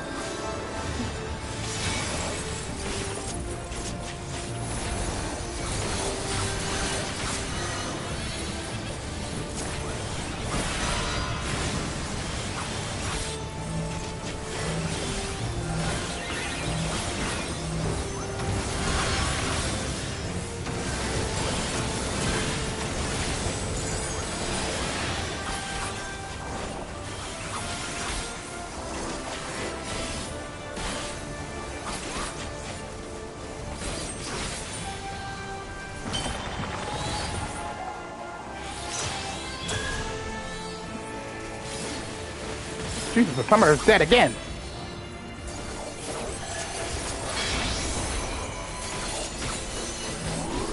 Light unyielding.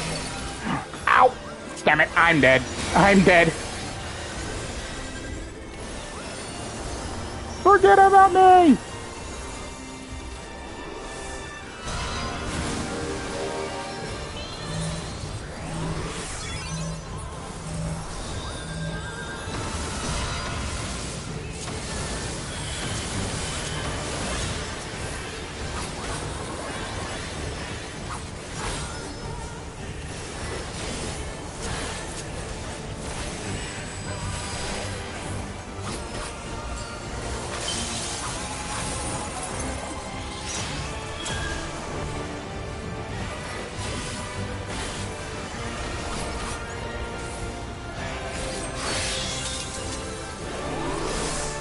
Uh-oh! Ah!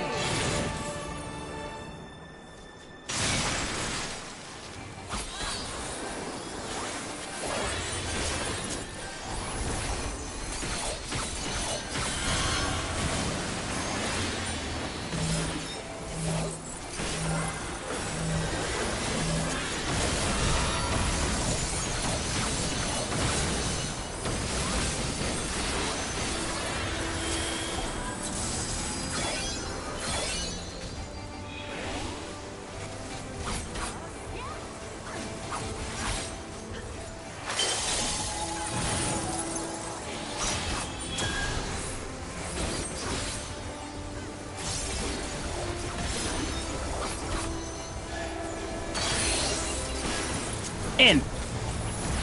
We're near or far.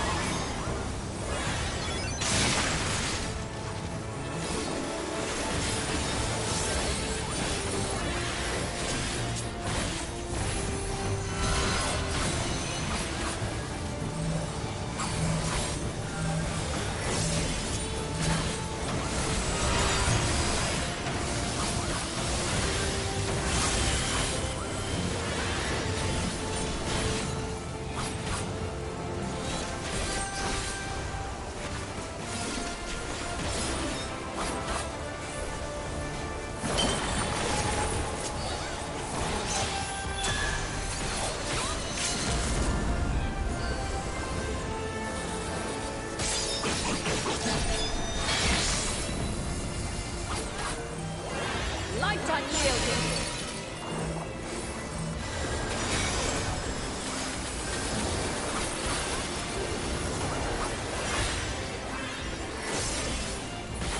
Sit down!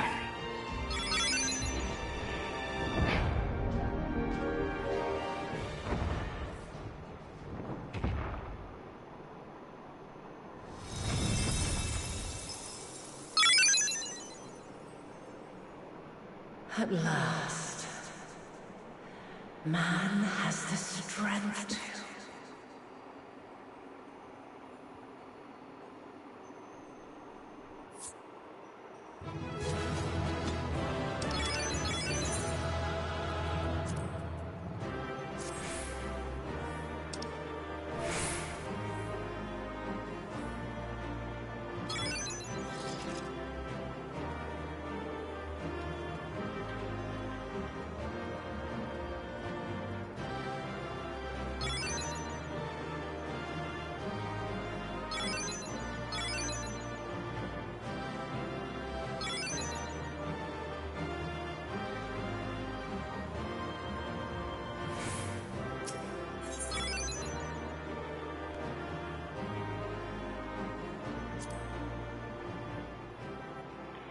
Phew. Oh yeah. Now that was a fight.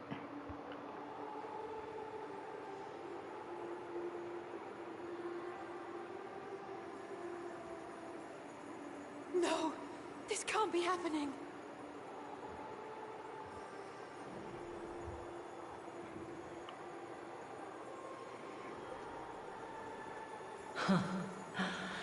Though my power is in constant flux, I have always kept a reserve for this very moment. It was a true test of your prowess. You have done well.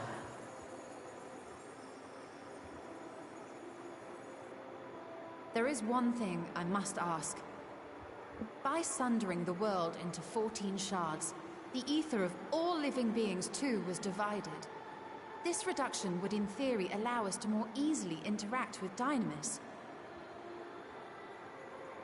Having seen mankind brought to the very precipice of extinction, you wished for us to develop a means to overcome despair. You believed we had the potential, and sundered all creation to see it fulfilled, to deliver us to that swirling maelstrom of Dynamis in which our foe hides, and grant us the power to defeat her once and for all. Is this not true? It is as thou sayest. 'Twas the trial to which I subjected mankind, and it hath led to untold bloodshed and suffering. There was no kindness, nor justice in the tragedy I wrought. When confronted with the almighty Zodiac, my only recourse was rend him and the world asunder, that his power be diminished for a time.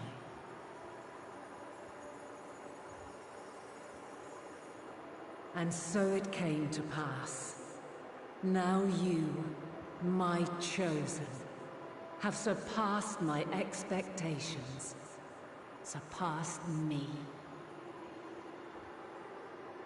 I entrust the fate of the universe unto you.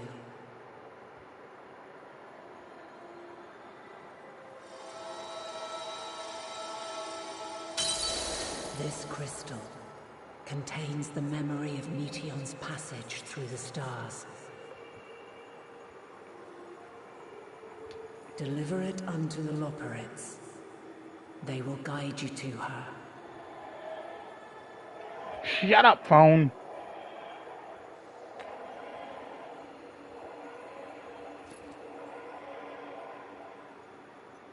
Though they may be capable of crossing great distances, there is a vast difference between traveling to the moon and the furthermost reaches of the great expanse.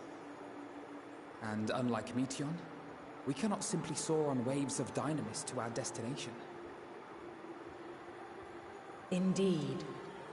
To make such a journey would require an astronomical amount of ether. But a solution lieth close at hand.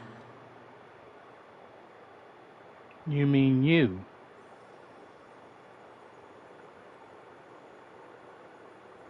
Of course. Yes, my child.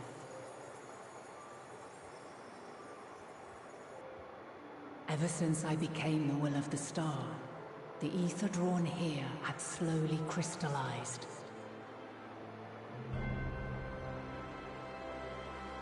They who have answered my call know it well. While I have remained hidden, it hath become the embodiment of the planet's will in my place. A faceless, omnipotent force of nature.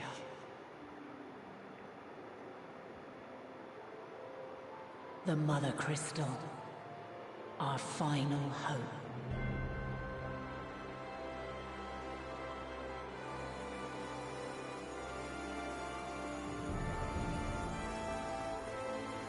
Alas, I can do no more. The fulfillment of this task doth fall to you, my chosen.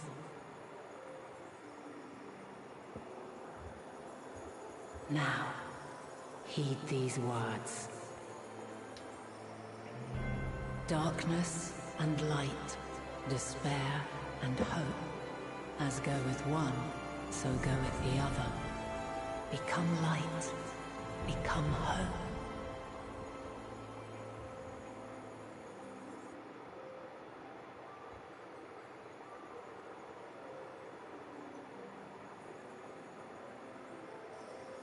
I have a gift for thee. Come closer.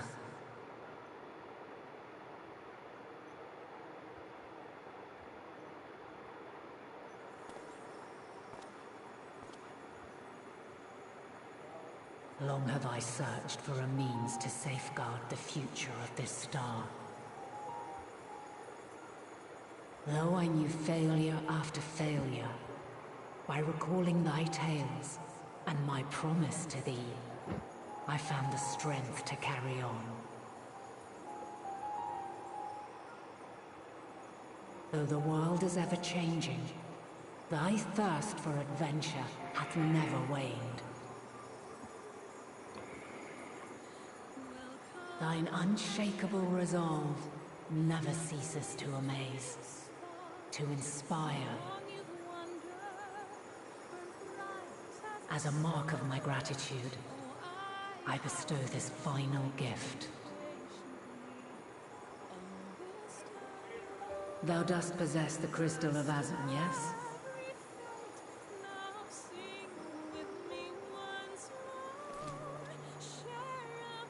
As Heidelan, I reside over the forces of stasis, tranquility, peace.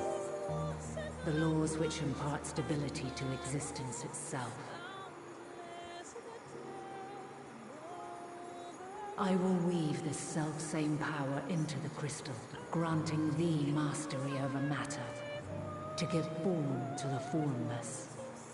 Use it wisely, or it will not last indefinitely. As thou hast seen on thy journey through the Ethereal Sea, souls are drawn to thee.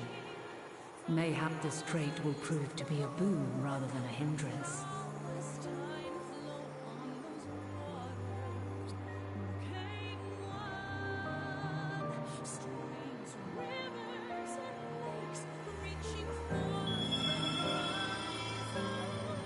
It is thy hopes and prayers that enable Azam's invocations and give them life. So keep them close. But pray, remember this.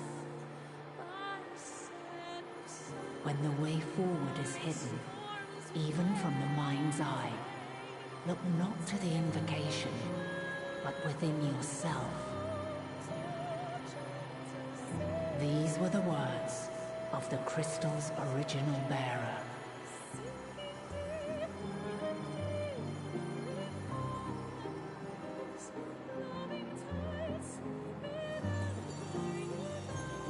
With that, my work is finished.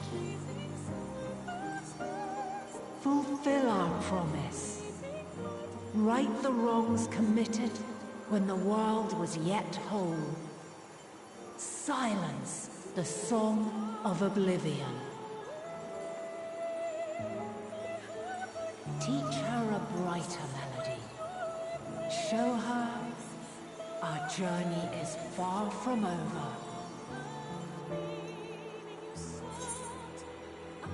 Thank you, Heidelan.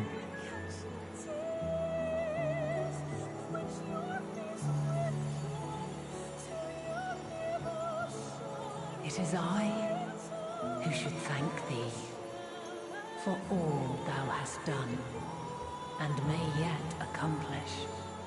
I'm choking up. Long after I have gone, though not even my soul remaineth,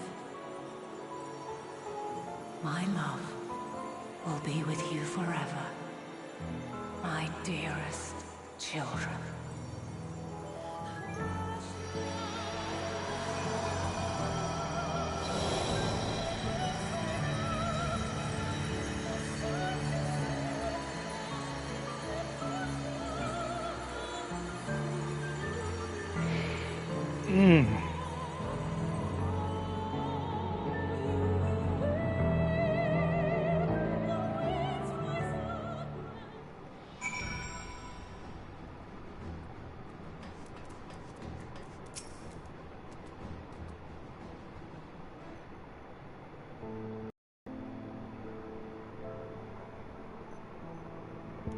I am glad to see you well.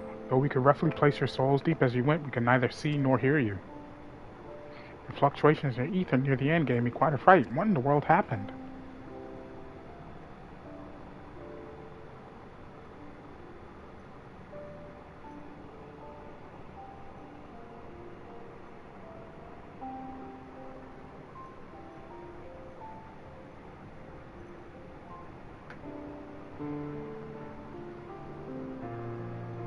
You mean to say Heidelan is... No, there's no time to feel our feelings. We must carry out Heidelan's will without delay. We'll find Meteon if it's the last thing we do. If you wouldn't mind handing over the crystal, that is. The fancy navigatory one. Navigatory one.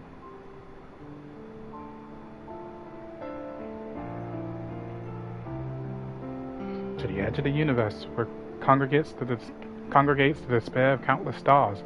You're determined to see this through? We are. Should words fail us, we will fight to the bitter end. I know that it pains you to accept this. Would that I need ask nothing more of you. Yet we have only two means to travel the great expanse, the moon and Sharlayan's Ark. I am all too aware that without both of them there will be no exodus, but I nevertheless beg you to honor the agreement we made. The formed decision will be honored. You have earned the right to use the ship as you see fit, and I could not rescind it, even if I wanted to. As it happens, I do not, and will do all within my power to aid your cause. With that settled, might I suggest you rest a while? Proving oneself to Heidelan is never easy, and despite our unparalleled genius, we'll need a day to make the necessary calculations. You may as well take advantage of it. You can't chart a course through the sea of... You could chart a course through the sea of stars in a single day? Ye gods. Shall we head above ground for some fresh air then, and perhaps a nap?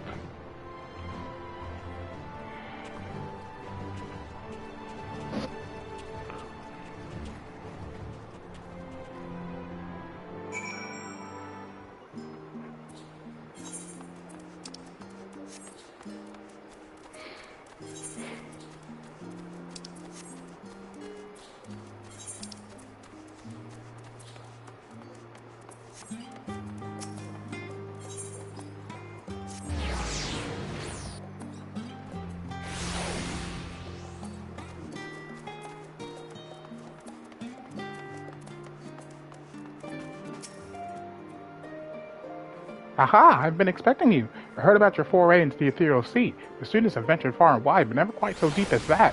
Are you experiencing any after effects from your prolonged exposure? Nausea, dizziness, hauntings? Well, have a pleasant sleep, and if you do experience any unusual phenomena, please let me know. I shall add it to our records.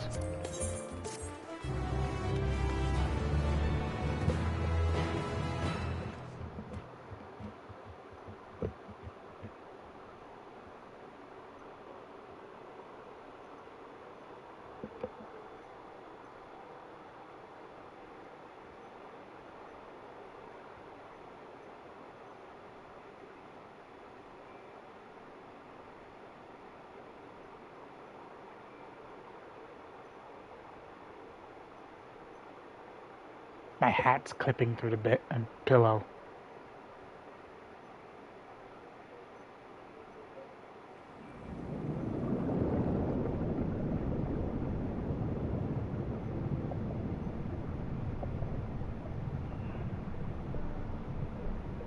There you are.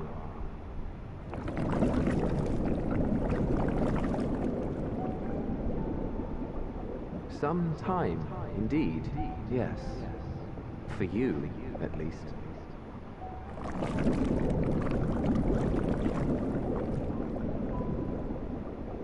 Believe me, I'd meant to get some proper sleep. But here we are, drifting along instead. Well, that's what it is. You too. And so we remain, to watch and wonder.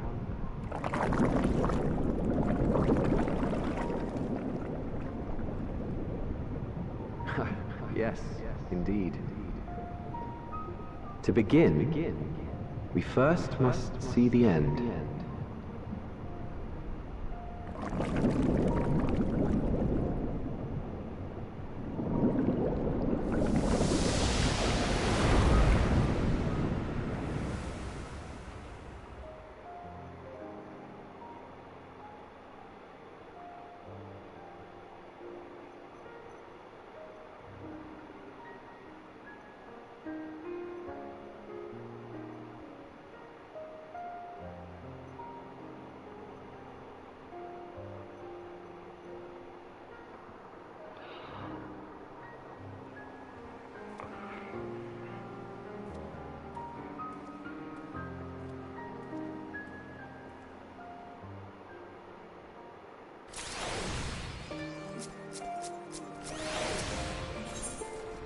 Oh, here's the quest that we need in order to actually get the gear. Yami, I trust you've had a good rest. An envoy of Master Fulshino arrived not too long ago with a message. The Loporits have determined Meteon's location. We've been asked to gather at the rostra. I'll meet you there along with the others.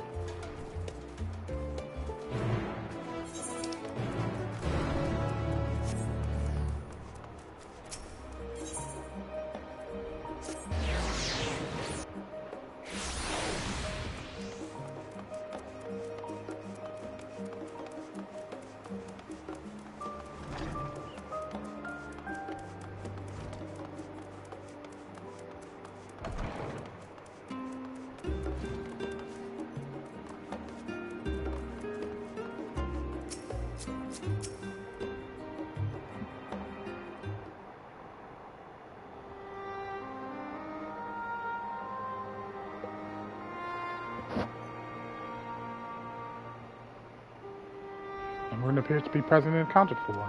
Good. As you know, the Loporits have deduced the whereabouts of Meteon by means of a crystal bequeathed to us by Heidelan herself. Corey's location is a place far beyond the moon, in the farthest reaches of the Sea of Stars, at the edge of creation. Ha! The edge of creation. A veritable Ultima Thule.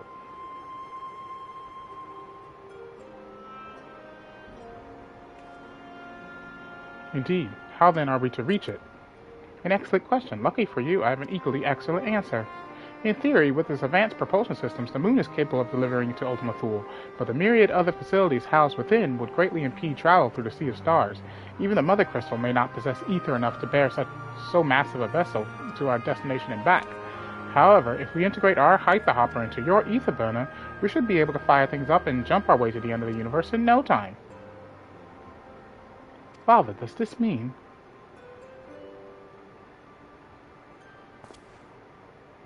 Bear in mind this decision was not made solely at my discretion, but with the consent of the Forum.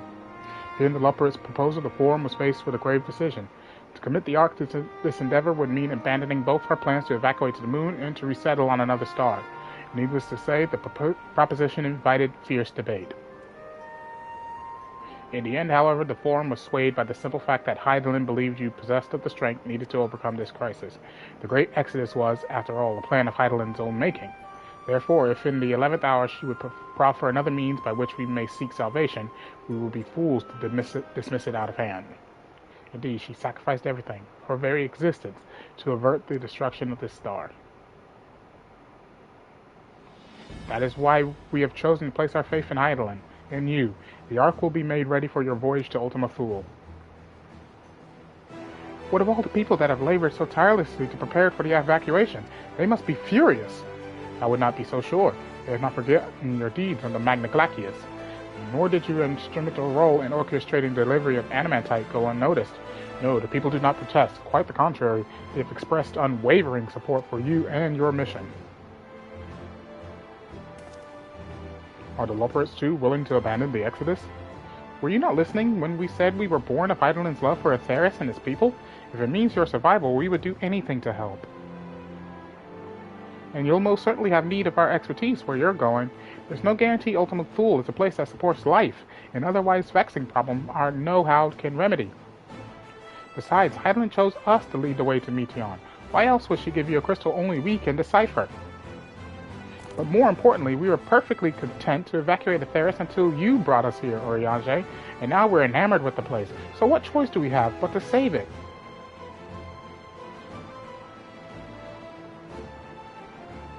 Of course, none of this is possible without you and the Scions, so I must ask, are you certain you wish to do this?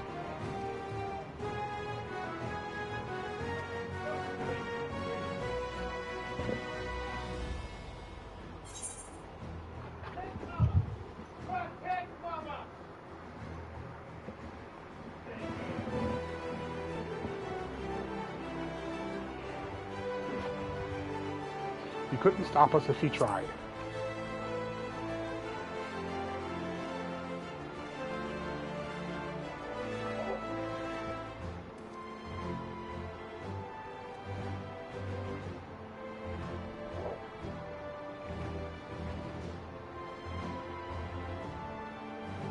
Very well, we shall inform the Forum of your decision and begin preparations to bolster the Ark with the Hyperhopper.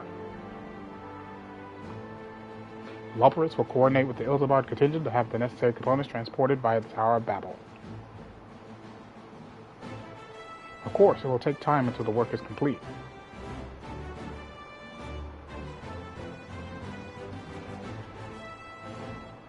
For now, pray take your ease. For seeing there is naught to do but rest and prepare, shall we?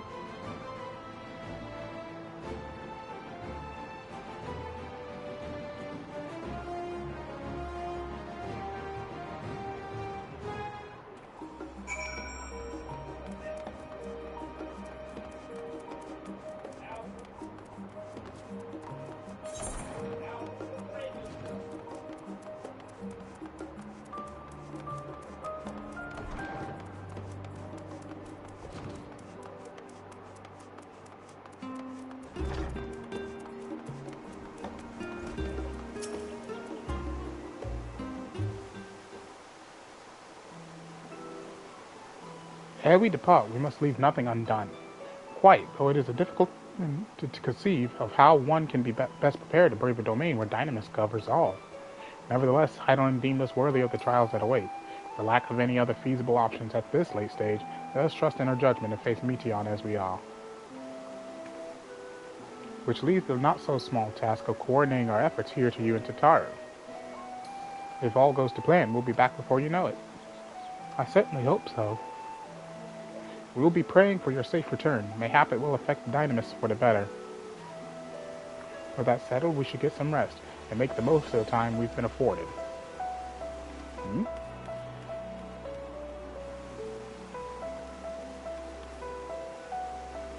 The meeting's over, is it? You were in there for so long, I started to worry. What did they have to say?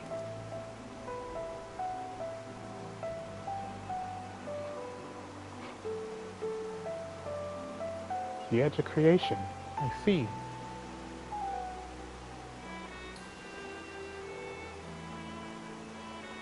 Rest assured, everything will remain in order until you return, and you will return. Actually, Yami, could I borrow you for a moment? Looks like your plans for the interim are decided. When the two of you have finished, meet us back at the Baldessian Annex, alright?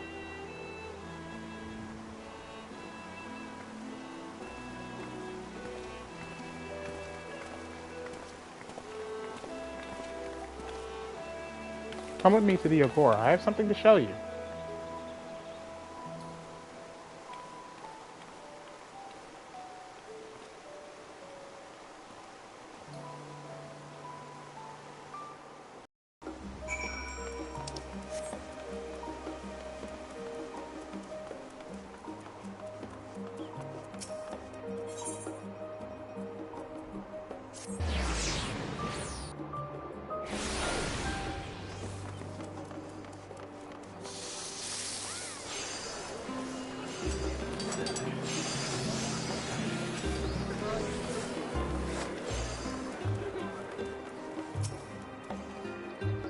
Welcome, Yami, to Taru's boutique. Oh my god, Tataru's the one that gives us our final gear? Oh, that's cool.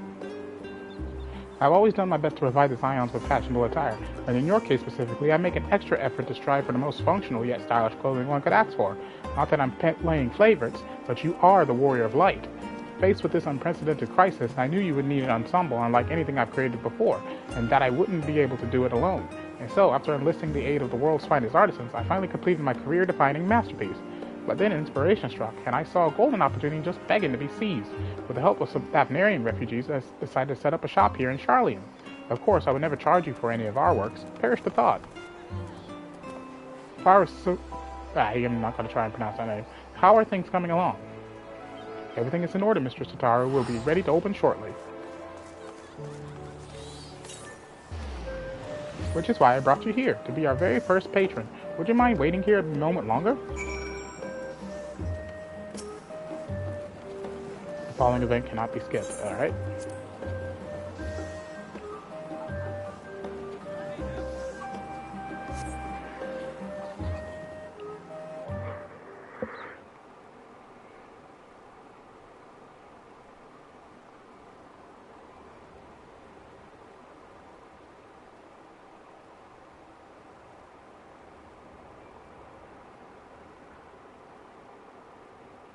Ah, I did not expect to find you here.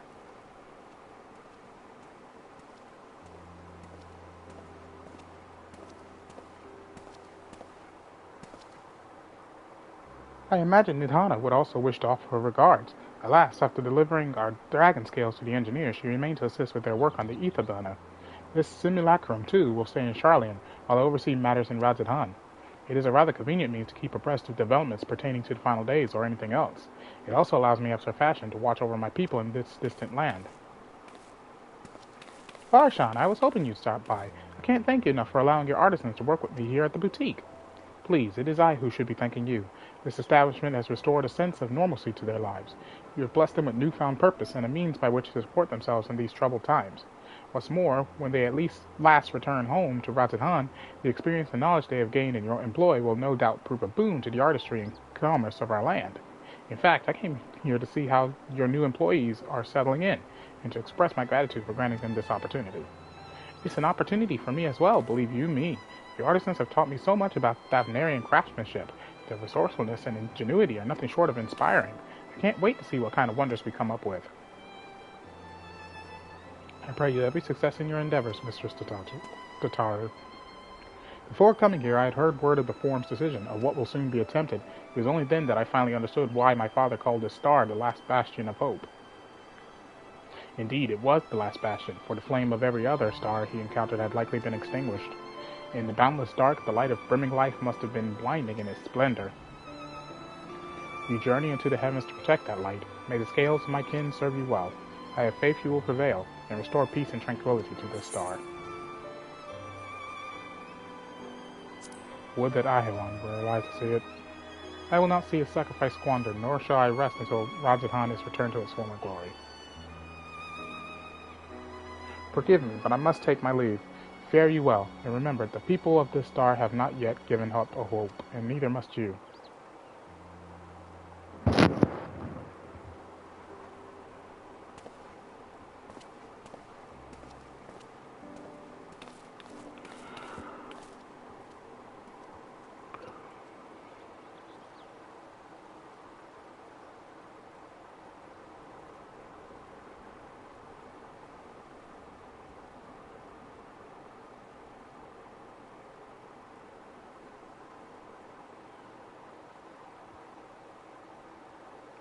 Where must I go to get a meal with some flavor in this wasteland of taste?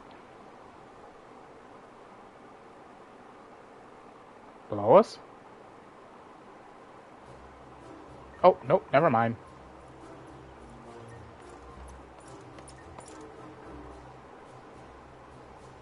Yami, old boy. My, whatever are you doing here? A new boutique, you say? I have been meaning to expand my wardrobe. Yes, something with a little more flair, perhaps befitting a man of my station. Though I have nowhere to flaunt, said Raymond, so long as my confinement continues indefinitely, I, the young Lord Fortome, insists that so long as there is work to be done, no matter how trivial, I must abide here in Charlian. Thus do I toil, though every fiber of my being rails against it, for I have even suffered the company of that brute SEGA to see supplies transported in a timely fashion. Yet he was the one granted leave this morning to participate in some supposed covert operation. So I suffer instead for his otherwise welcome absence, now burdened with extra busy work, and with Onoroi here, there is no one to prepare my meals. I came here in the hopes of finding a nasty cafe, perhaps. Alas, the Charlian delicacies I sampled were lacking in every respect. If a hearty meal is what you're after, I suggest the Last Stand. The cafe over on the pier, their cuisine didn't appear all that appetizing, but if you vouch for their cooking, then perhaps I will give it a try. Thank you for the suggestion, and top off for now, old boy.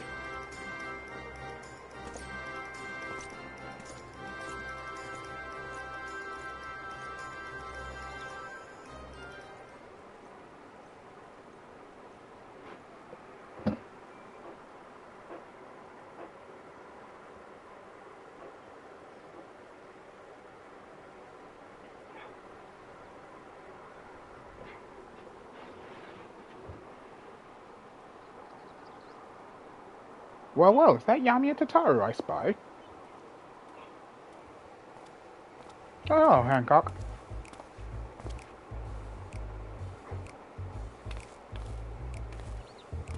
Hancock, what are you still doing here? You said you're returning immediately after dropping off your cargo. Yes, that was my original plan. After all, any expertise required aside from the delivery of goods is well beyond my purview.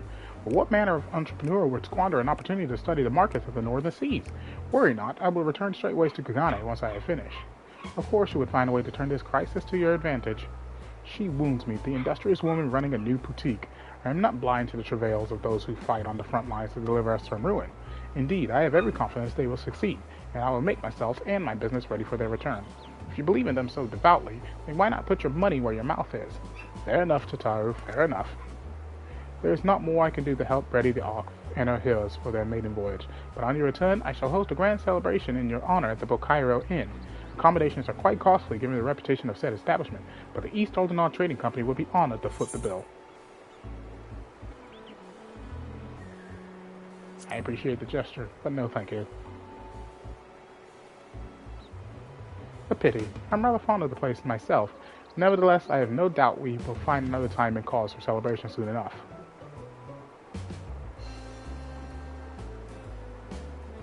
But let us speak more of this upon your return, lest I draw even more Tataru's ire.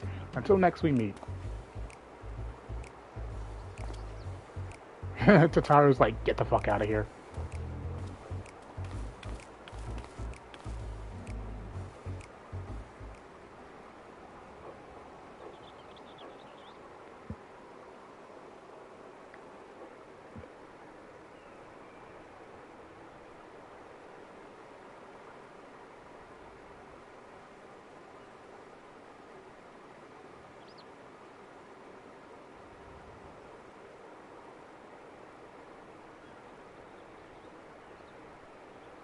Ah, Yami, decided to spend your time at the markets, did you? Biggs and Wedge!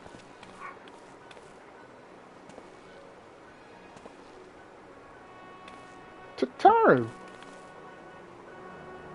Biggs, Wedge, I take it work on the Ark proceeds apace? Aye, it does indeed. Collaborating with the greatest minds of Charlie and Rajahan has been a rewarding experience, and that's to say nothing of what we've learned from the Loperids. The Ark is unlike anything we've ever had the pleasure to work on. Even Nero was rendered speechless on more than one occasion. I can't wait for you to see it. And you'll never guess who paid us a visit before we came to Charlian. Alpha! I think he sensed the coming danger and returned to check on us. He was always one to turn up in a time of need, and I suppose that's why he decided to join us here in Charlian. Good thing, too. I don't know how he does it, but he has a knack for brightening your day just by being there. It's still hard to believe we have the means to send you off into the great expanse, though, to the farthest known reaches of, well, everything. I never thought I'd live to see such marvels, yet here I am.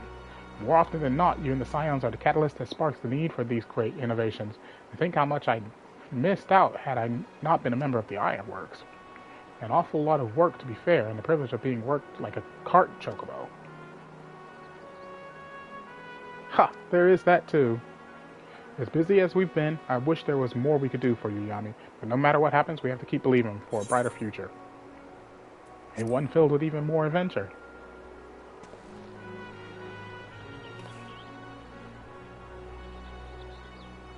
When you head back, would you tell the engineers I'll be along shortly with refreshments?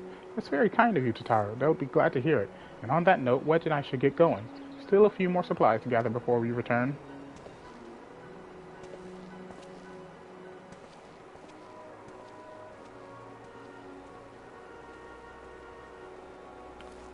Dude, you got left behind.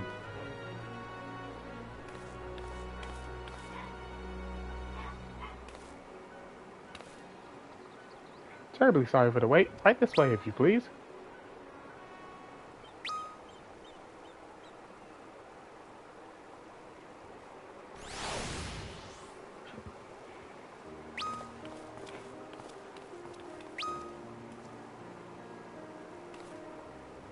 Right, I don't believe the two of you have been formally introduced. This is... I'm not going to try. From Palakistan.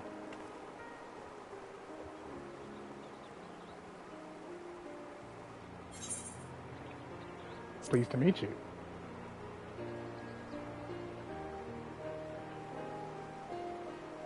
The pleasure is mine.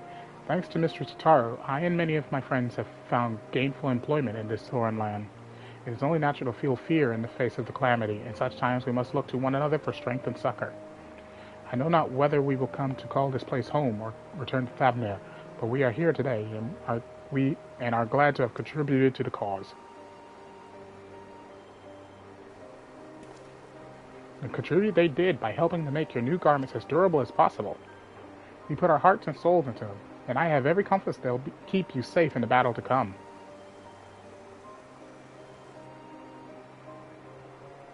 Gods, to think how far we've come since our humble beginnings at the Waking Sands, from the rising stones to the falling snows, and even a certain insufferable someone's Ruby Bazaar.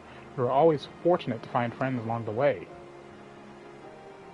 Even when you were swept away to the first, Grahatia was there to grant you sanctuary. I'll never forget the relief I felt when you all returned to us. I thought my heart would burst. Yours has been a long, long journey, and I've been privileged to watch, often with bated breath, as you preserve time again. For all the joy we've shared, there's been much sorrow as well, but I've long since learned you can't have one without the other. Which is why I promised to send you off to the Sea of Stars with a smile. And you can be certain I'll be the first one to welcome you back on your return.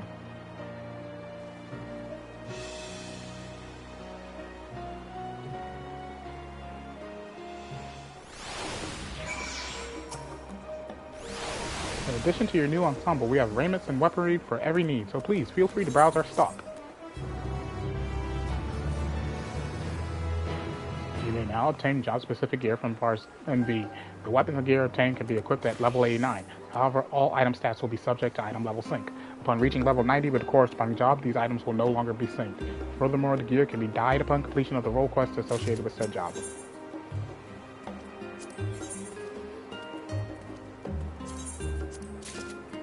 Mine!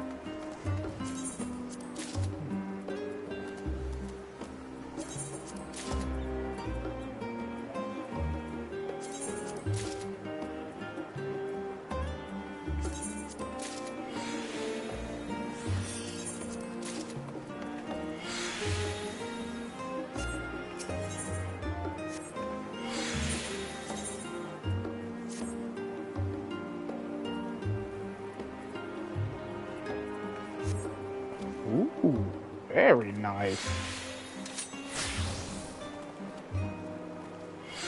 He likes.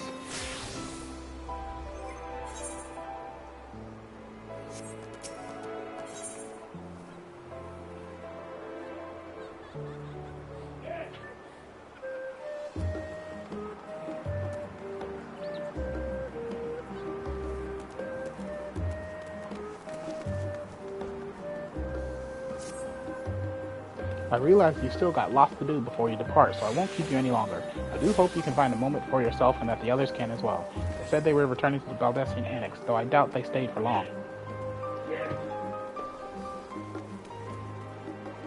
If you decide to go looking for them, I'd suggest speaking with Kryl first. I'm sure they would have told her their plan.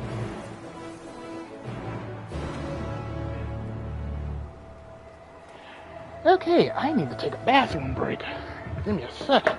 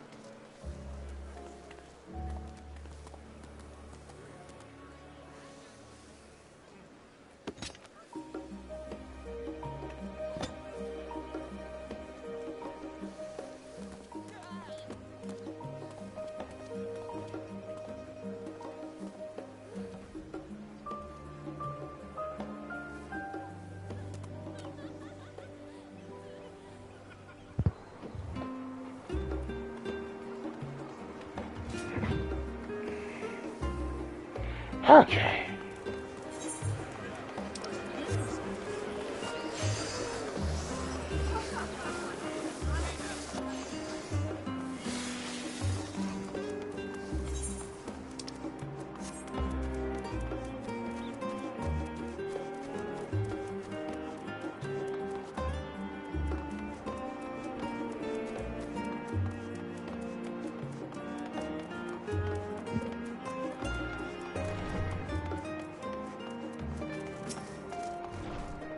You're back.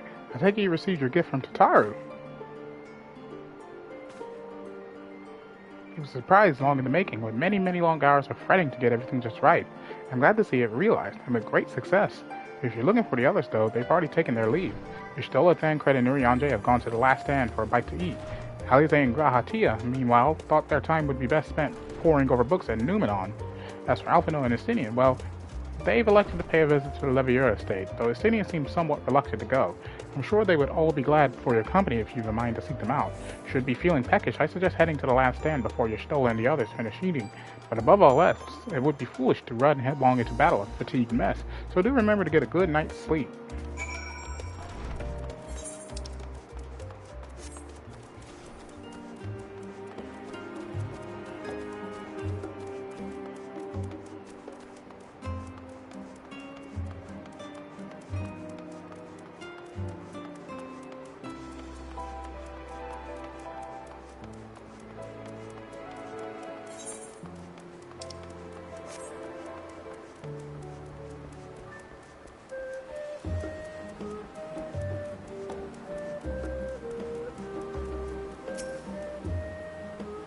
Yami, come to make our trio quartet, have you? Please have a seat, and we'll see about getting you a drink.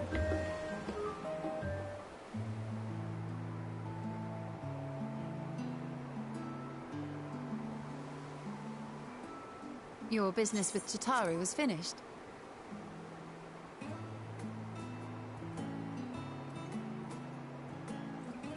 My, what a thoughtful surprise.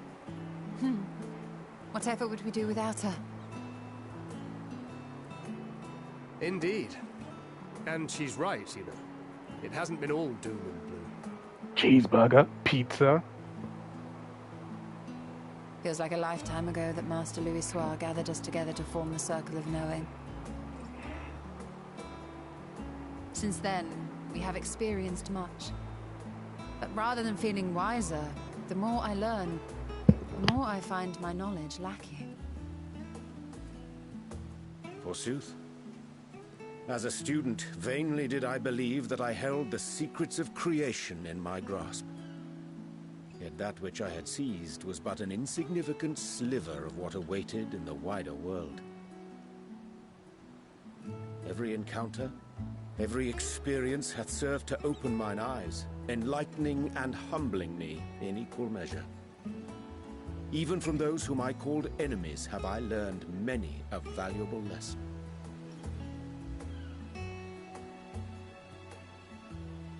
What will we learn at the edge of the universe, I wonder?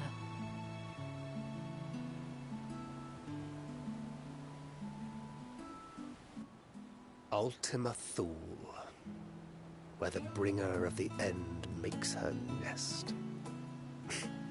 I, for one, can't possibly imagine.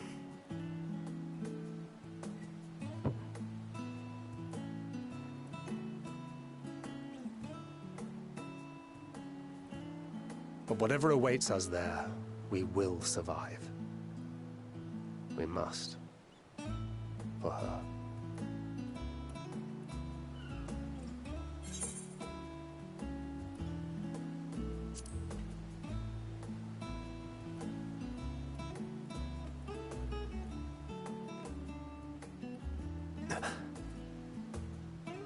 Is aught the matter?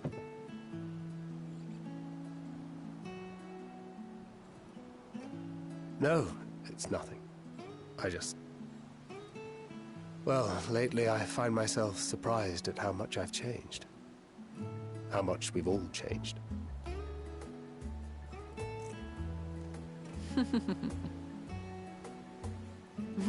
We've come far together, and if we have aught to say about it, we'll go further still. Aye, we will avert this calamity and return home. In preparation for which, we must give thought to what we hope to achieve after the proverbial dust has settled. What with the primals and Ascians all but dealt with, I suppose we'll need to look for new hobbies. In all seriousness, though, in uniting to overcome a common foe, the disparate peoples of the world have found a way forward together. It's a truly gratifying sight to see. Indeed. Though it was many years in the making, we have successfully set in motion the gears of fundamental change. With this, we have fulfilled our humble role as a symbol of hope. And I dare say it is time to bow out. After all, there is no shortage of hands to bear the torch in our stead.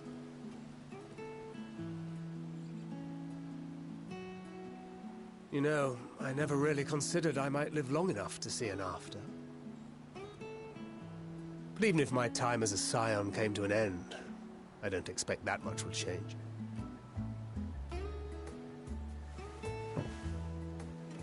Traveling the world, going wherever the wind blows, lending a hand to those in need. A journey for journey's sake. It doth suit thee well. I must confess, I too have yearned to see more of the world. If thou art amenable to the suggestion, I would accompany thee. Mine ability to affect an air of normalcy through artful disguise is much improved, thou must concede. Aye, well, improvement is relative. You still look suspicious no matter what you wear.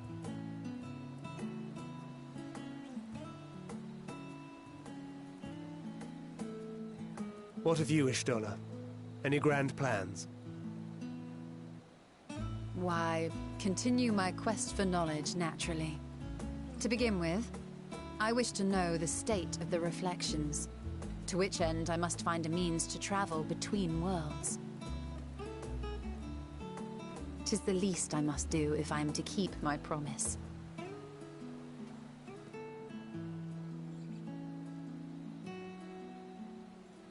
Should my pursuits prove unduly arduous, I won't hesitate to call on you.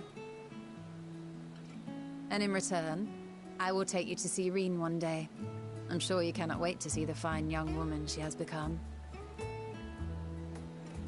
Spare me.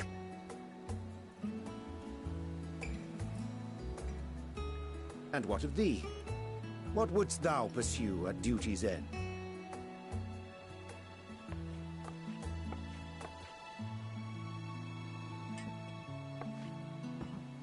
Here's yours. My apologies for the wait. Well, shall we make a toast?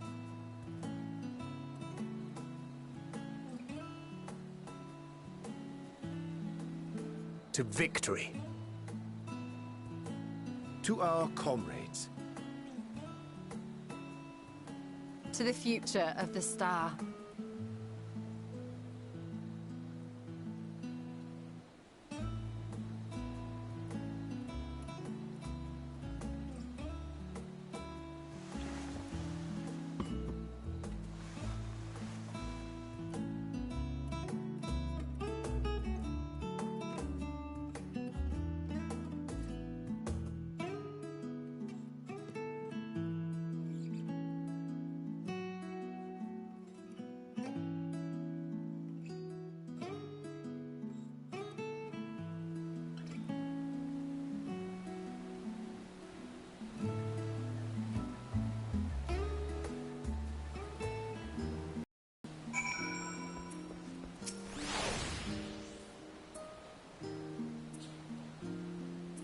Leaving so soon, I suppose it's for the best. If you'd rather not explore the bottom of the bottle with Urianger, I'd dare say the others would welcome your company as well, if you can find them, that is.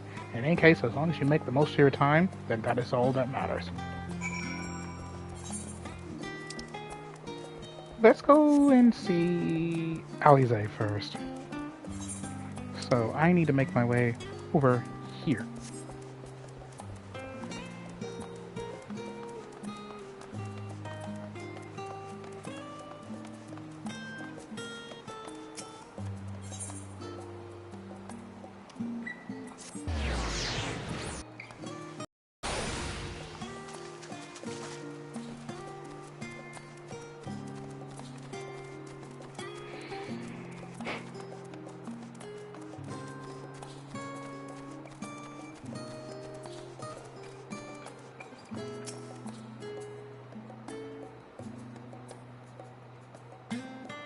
You try speaking with Alize, but she is fast asleep.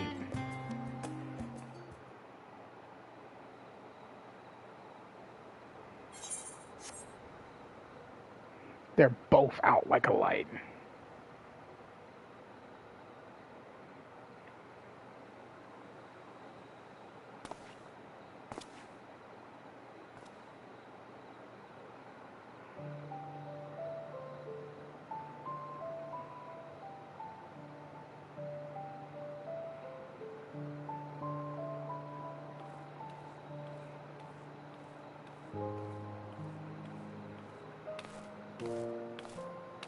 Oh.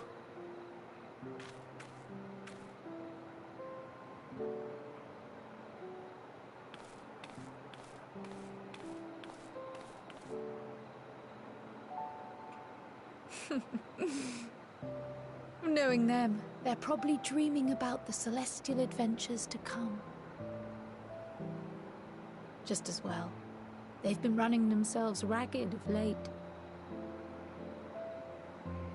Unlike you and the others, I'm a few steps removed from the danger and excitement.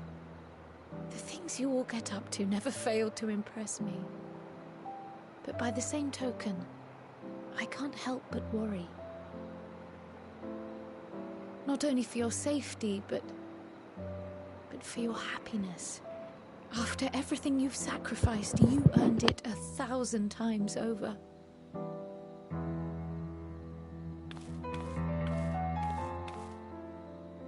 From the simple pleasures of tucking into a hearty meal or collapsing into a comfortable bed, to the grand triumphs of visiting legendary lands or finding true love, you deserve all the joy in the world. is so much that life has to offer. So much to be treasured and shared with those we hold dear. So promise me this. Come what may, you won't give up on your own happiness. When you're out there fighting tooth and nail, it's all too easy to forget. But in the end, your passions will be your greatest strength of all. Remember that.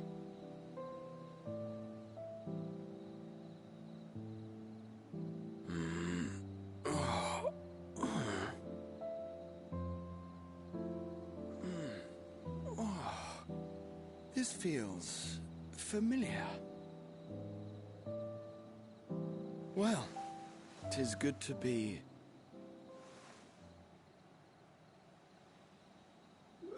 wait. What am I... Gods, don't tell me I fell asleep. Not that there's any shame in it, but you were sleeping like babies. Oh, how embarrassing.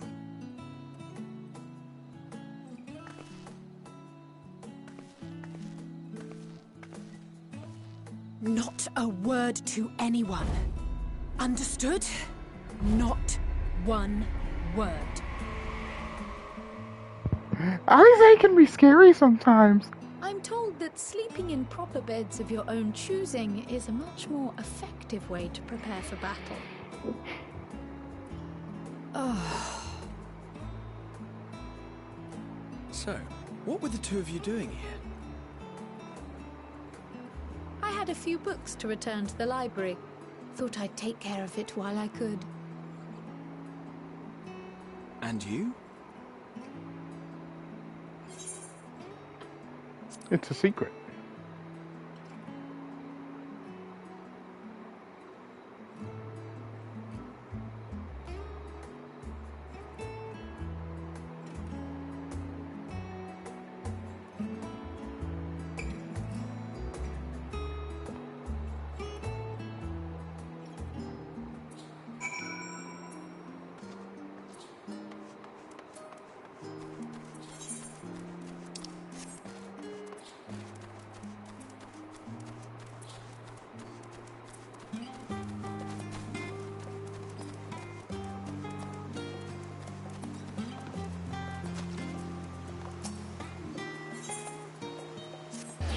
Whoops, wrong spot.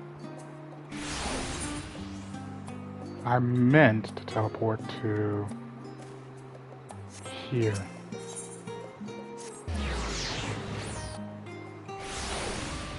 There's a side quest here. Nothing important.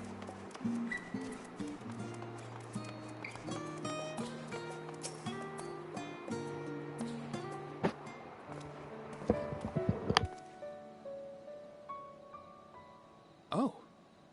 What brings you here?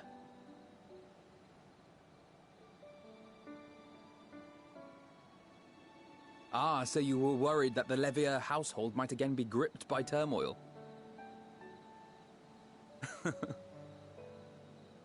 All is well, I assure you. In my letters home, I had made mention of Estinian, you see. My mother wished to meet the legend in person, and so we arranged to have a spot of tea together. Where were you in my hour of need? Fell beasts I can face, but I'm not made for idle chit-chat with lords and ladies. Well, I for one thought you held your own. Mother was the picture of delight. I might have been delighted myself, were we in a tavern with more agreeable drink. The thought of fleeing crossed my mind, but what then? I'd never hear the end of it, least of all from Tataru. I'm sorry. 'Twas not my intent to cause you such distress. It's just... it was one of the things I didn't want to leave undone ere we set forth. That's not to say I think we won't be returning.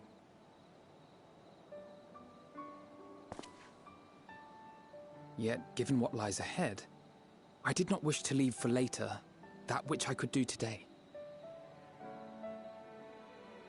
After all, tomorrow is never promised.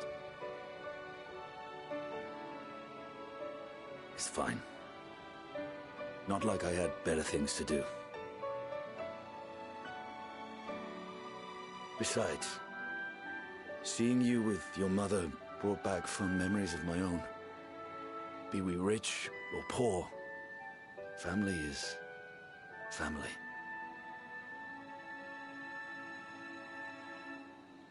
Well, it's past time we were on our way.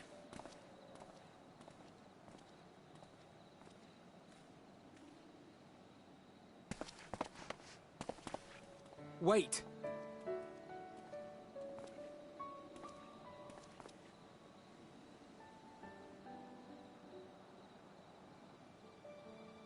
Since I left home, I've made a great many mistakes. Mistakes for which I can never make amends. But through it all, you didn't give up on me. To have returned here with you at my side, it means more to me than you know.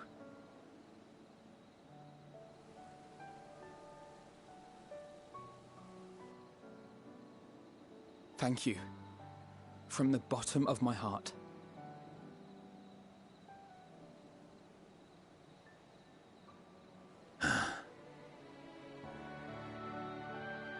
Forgive me, but it needed to be said.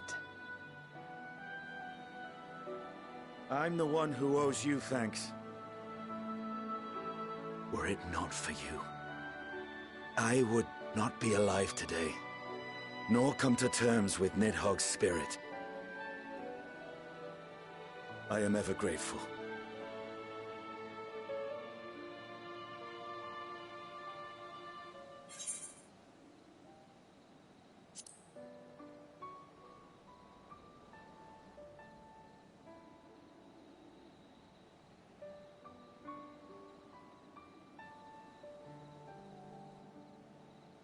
Well, we needn't make it a competition.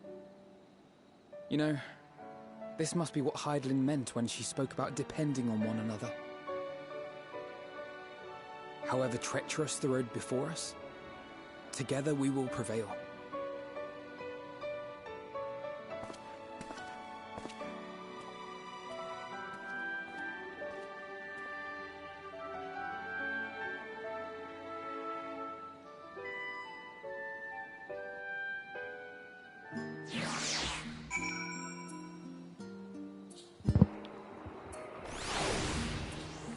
Alright.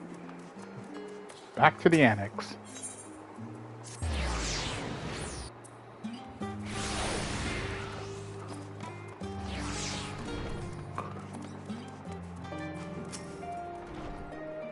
Welcome back, Yami. Return to catch a final few winks before embarking on your mission, I presume. You'll be happy to know your chambers have been cleaned and fresh linens laid out. I pray you enjoy the sweetest dreams on this final night before the big day.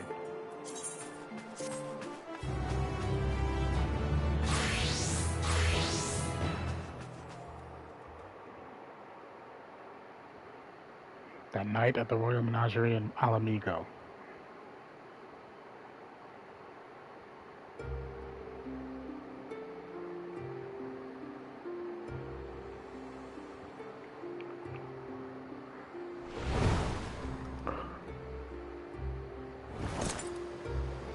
Oh, hello, Xenos.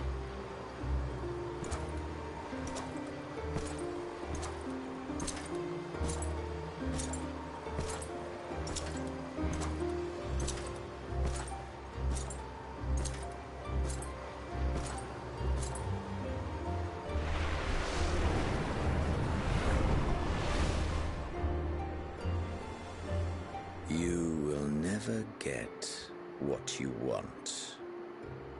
Not even the battle you pine for so dearly.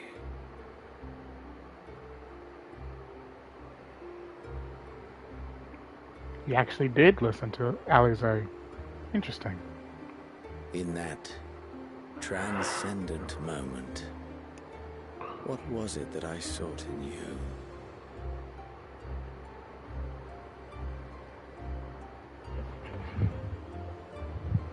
And what was it that you sought in me?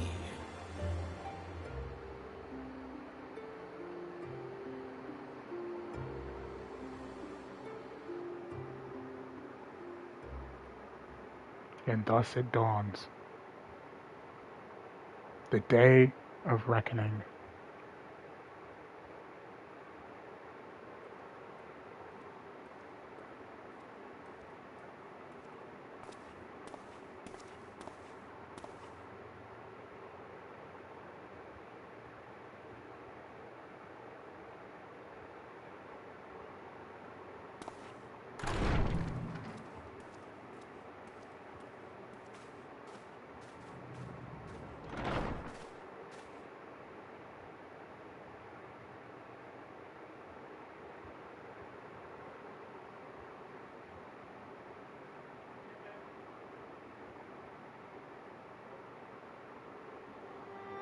How often have we thus assembled? To combine our knowledge and seek solutions to the problems before us. Back at the Waking Sands, it was all we could do to address the most minor of troubles. Who could have realized what we'd find when we began to look to the sources of the realm's woes? At the Rising Stones, we made great strides and shared many moments. From the joyous to the sorrowful.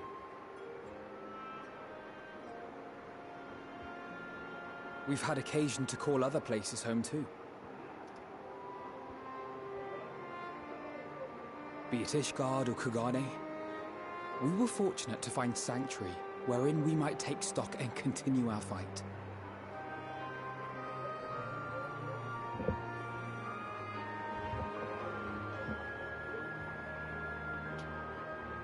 I was honored to host this company in the Crystarium. To stand with you all as we confronted the truth of the star itself.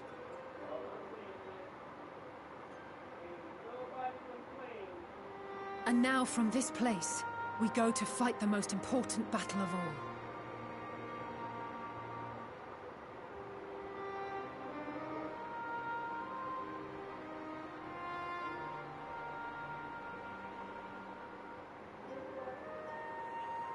The Forum has sent word. The Ark is ready.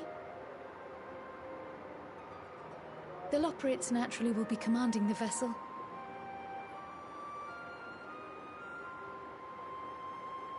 They will see the 8 of you to Ultima Thule.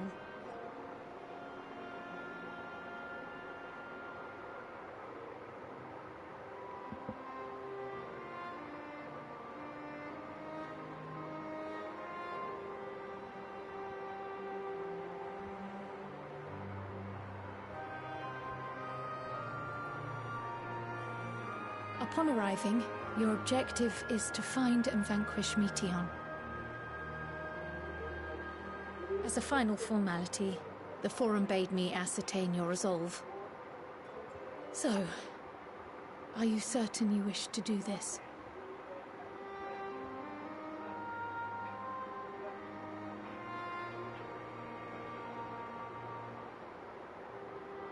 We are.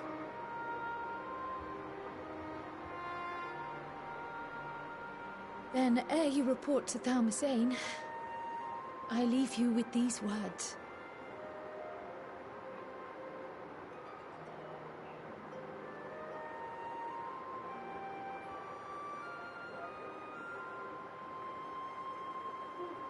You must triumph.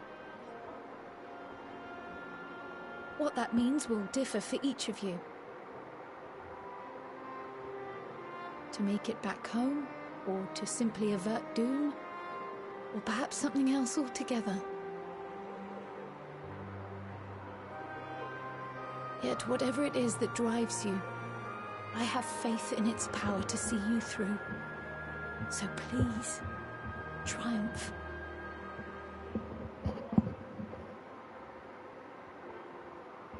Triumph, as we who remain behind believe you will.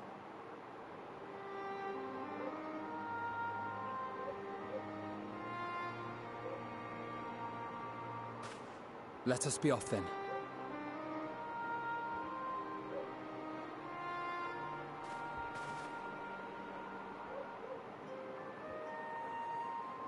Wait!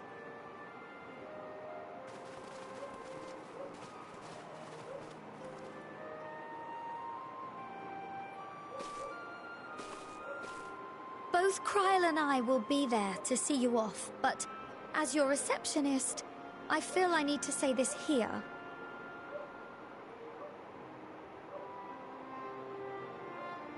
Safe journey, all of you, and be safe.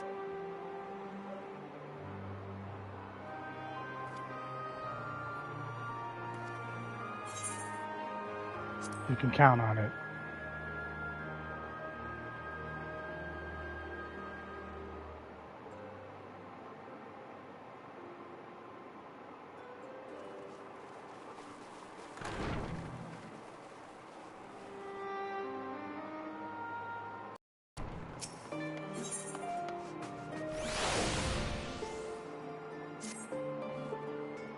I suppose this is where we part ways, for now at least.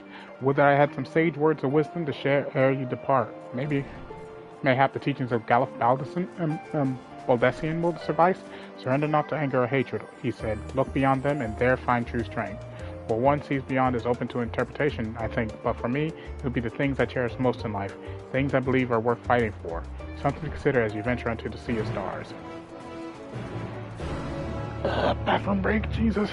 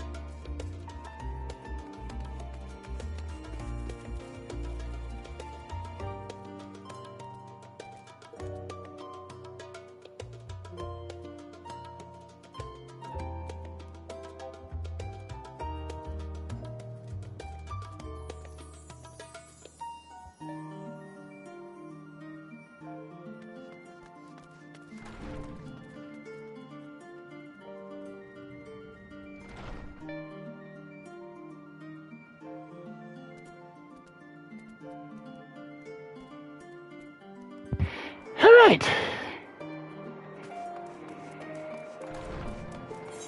I need to go back to Thelmazine, which is here. Something just flew into my nose. I can feel it.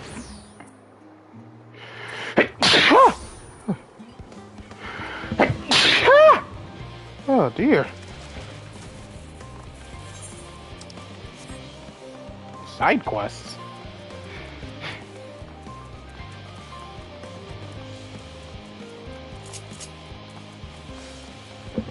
I may as well check and see if they have like gear pieces and whatnot.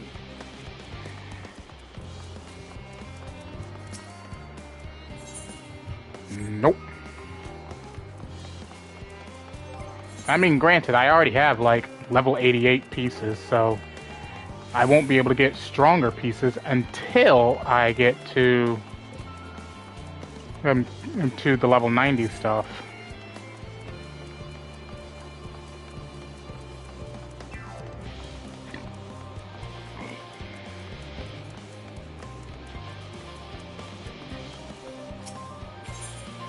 Nope.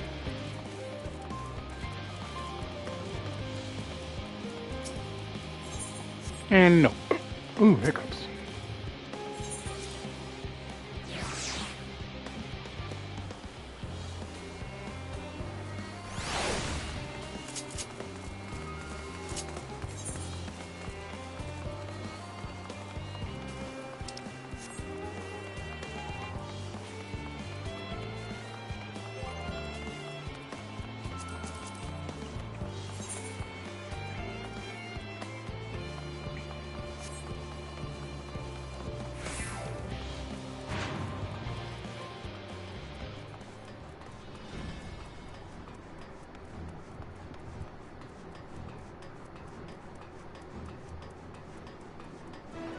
To think we're going into deep outer space. Whoa, hang on a minute. Oh shit, everyone's here. I didn't even notice that. Everyone's here. Everyone is here. I'm sorry.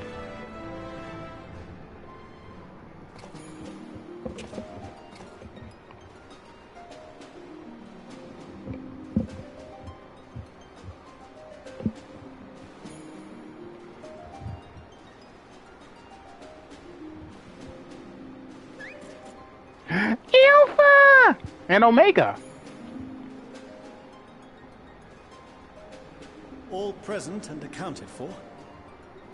Good. As you will have heard, the Ark is ready. All that remains is to board and be on your way. I've seen my fair share of tight schedules, but this was bloody murder. Hello, Sid. But we did it. We finished the ship.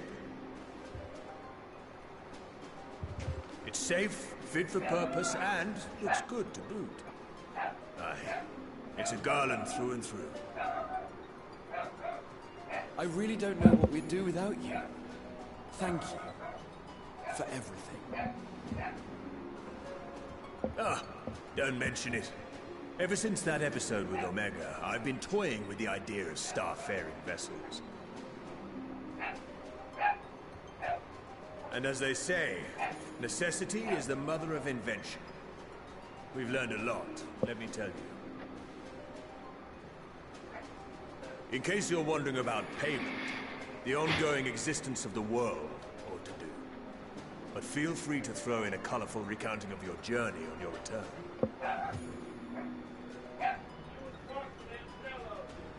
So, have you thought of a name? A name? Wasn't everyone just calling it Father's teeny tiny toy boat? Well, seeing as its purpose has changed, I thought a more eloquent name was in order. I suggested as much to Fortuno, who seemed quite amenable to the idea.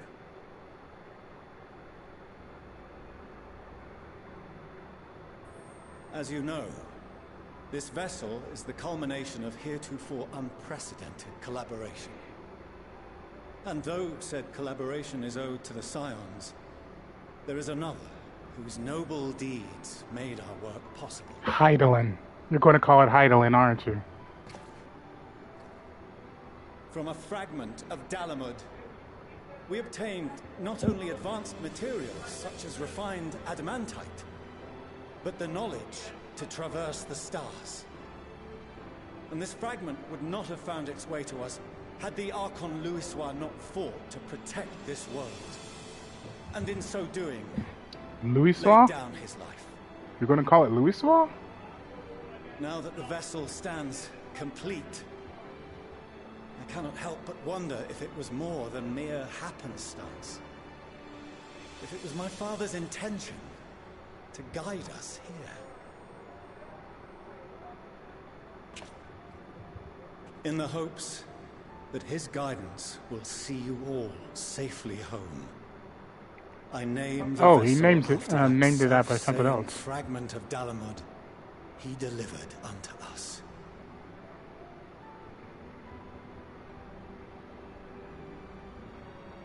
The starship Ragnarok.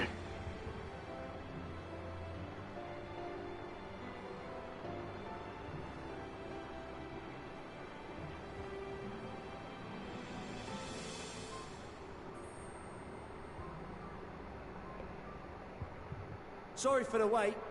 I got everyone you asked for, and not a one less.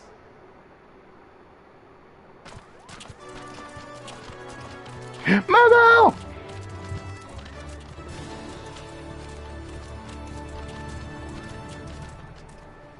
What are you all doing here? Oh, I invited them. The representatives of those tribes with religious inclinations. You've done a fine job of readying the Ragnarok, but for it to take flight, we'll of course need the power of the Mother Crystal. Given its immense size, however, transporting it would be an absolute logistical nightmare, not to mention we'd need to shatter it into tiny shards for feeding to the engines. But a brilliant idea came to me. We convert the crystal's energy into forms that can transport themselves!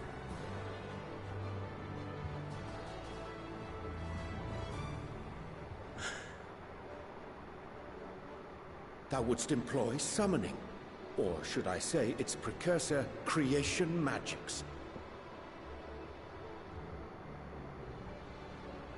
Care to explain for our benefit? As you may have witnessed at Bestway's Burrow, the Loperids are capable of creation magics, which they use to shape the moon's environment.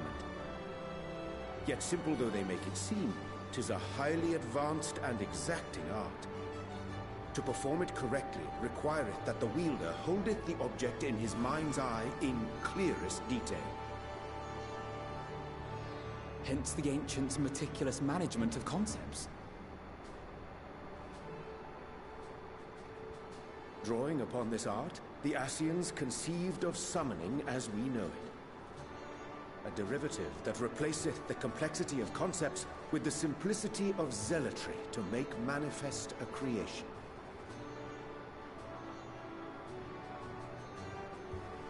I see. By combining the Loperit's magics and the tribe's faith, we convert the Mother Crystal into primals of purer form and greater obedience. Summoning as it was intended, one might say. Indeed! Indeed! While Heidelan gave us the ability to use creation magics, she forbade us from using it to make anything possessed of a soul, or similar. She didn't say anything about fulfilling the desires of others, though. So, borrowing our friend's faith, we'll create deities using the Mother Crystal's power and send them to the Ragnarok! Am I the only one here concerned about the risk of being turned into a tempered minion? Oh, right, I was getting to that. From what I've read in Sharlayan tomes, it appears the Ascians incorporated an additional nasty element into their summoning method. The fervent desire to assimilate others into one's belief. Beings thus created created are instilled with the self-same desire and use their powers to enthrall people, starting with the summoner.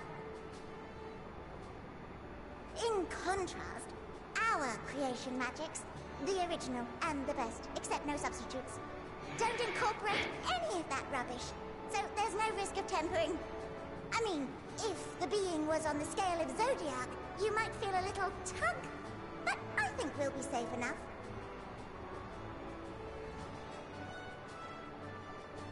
Truth be told, I do not understand the intricacies of this plan. But none of us would ever turn our backs on you. When the avatars of our faith ran amok, you intervened without decrying we who birthed them. Where others vilified and suppressed us, you offered understanding and friendship.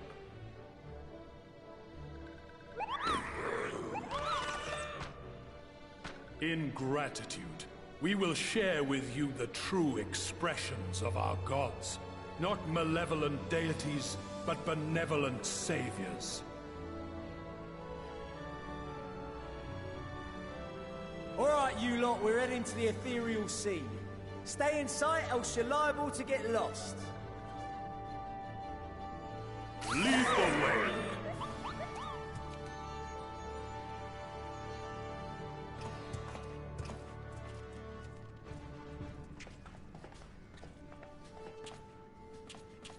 May we have a moment? In anticipation of the day man might journey to the stars, we developed these.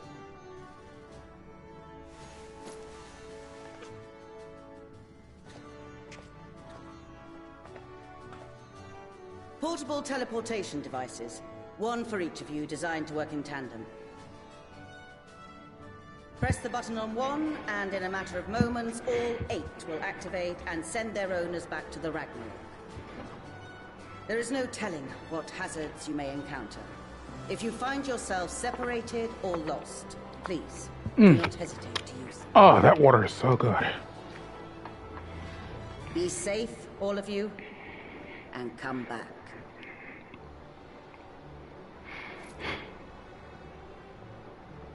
You as well. I pray you take care. Looks like everything is in order, so I'll go ahead and board. A few of my fellows will remain to assist with the summonings, but rest assured, the vessel won't want for competent crewing.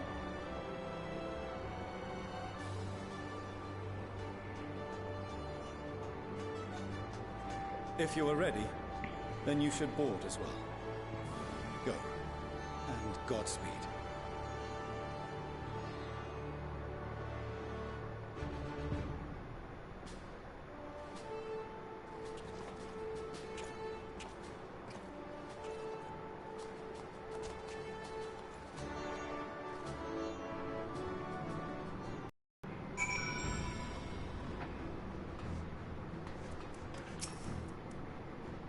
If you come this way, I will direct you to the bridge. Upon boarding the Ragnarok, several cutscenes will play in sequence. It is recommended to set... Yeah. I understand that.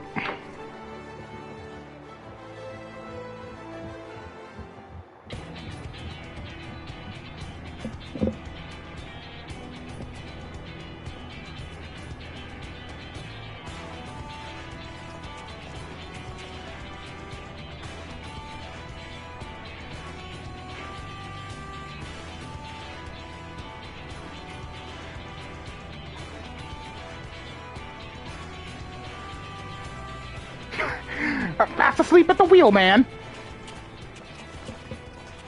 Welcome to the bridge, everyone.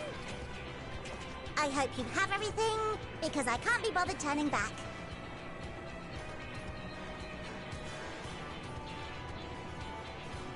Right then, make yourselves comfortable. We're setting off in just a moment.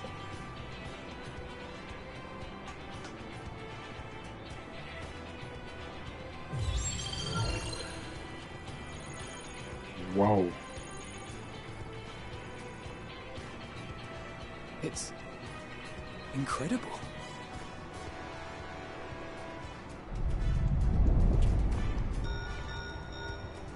This is Fortuno. Can you hear me?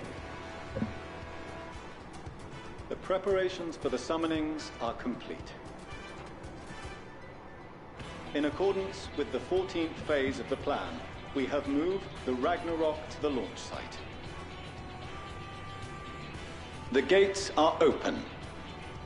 You may depart when ready. So, are we ready?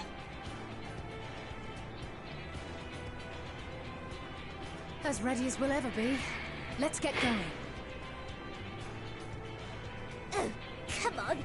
The burnt-out star's got more fire in its belly. Try it again, with feeling.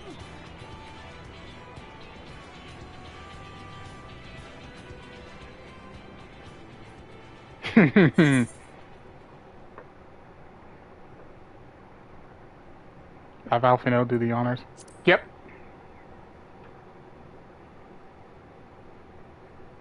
Me? But I... No need to be coy, brother. Do it, and do it well.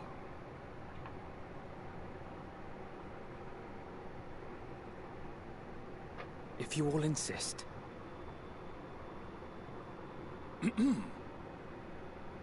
Onward unto the distant stars and beyond!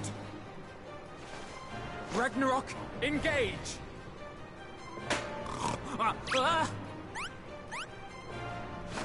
Engage! Engage!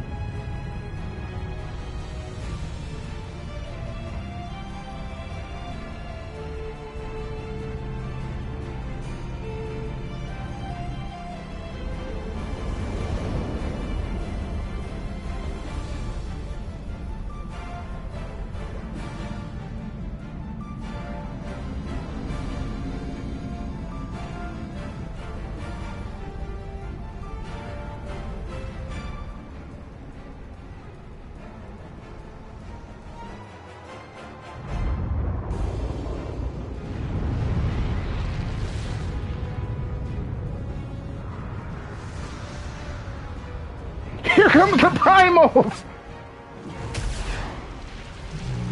Ifrit, Titan. Lakshmi. Susano, Leviathan. I forget that one. Bismarck. King Moogle.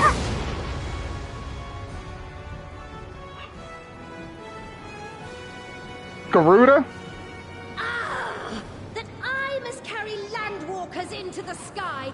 I cannot imagine a greater indignity. Of course she would be still be a bitch.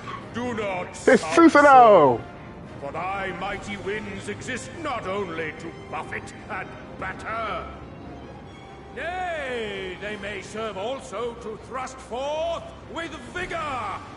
Such is thy glory, and thus it is an occasion to rejoice. So come, let us revel!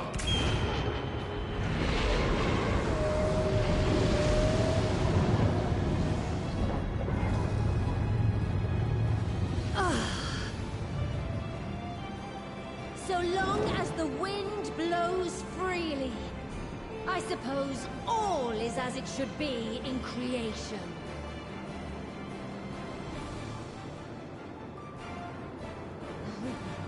I will render unto them a storm, that they may pierce the firmament and fly free!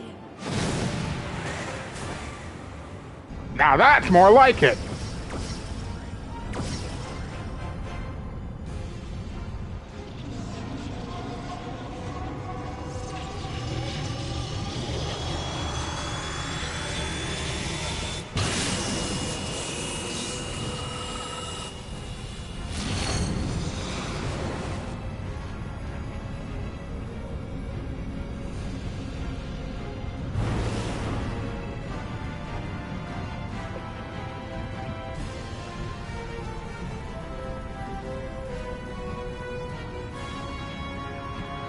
Ravana, that's the bug one. I keep forgetting that one's name for some reason. It is a very forgetful boss.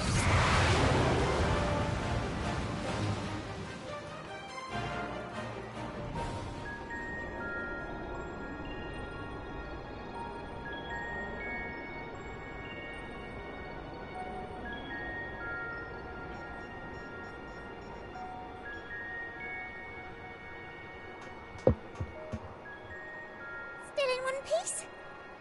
Good. Sleeping way? Report? All's well. Fantastic, even. Thanks to the power of those primals, the engines are roaring and we're ripping along. All values are also within projected ranges. Time to destination is 8 carats. Perhaps 7 at a pinch.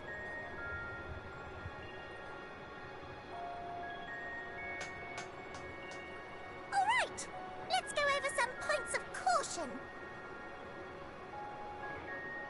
Our destination, as you know, is Ultima Thule. Lest you wonder, the place is not a star so much as a patch of emptiness. That's the extent of what our equipment could determine, anyway. From what we know of Meteion, she's likely used dynamis to obfuscate her location. So, in conclusion, we'll only know what's there when we get there. The crew and I will see to it the ship's ready to take off at a moment's notice.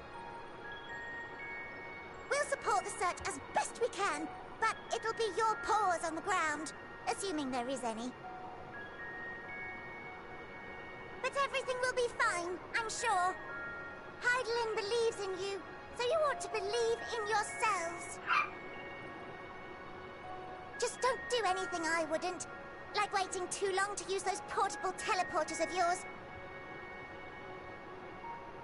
Personally, at the slightest sign of trouble, I'd mash the button to bits, and you should as well. Understood. We promise to be careful.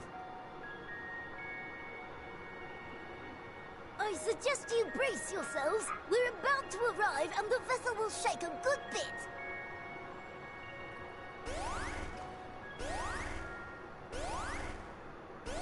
Uh-oh, problem?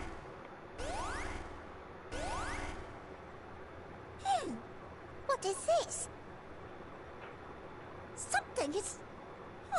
interfering with the equipment. Oh, that's a big problem.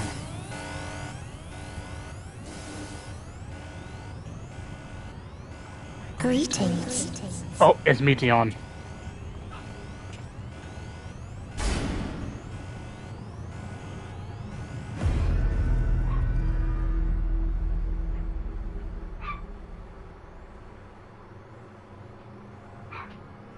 Greetings.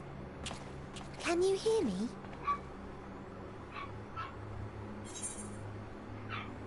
Meteion.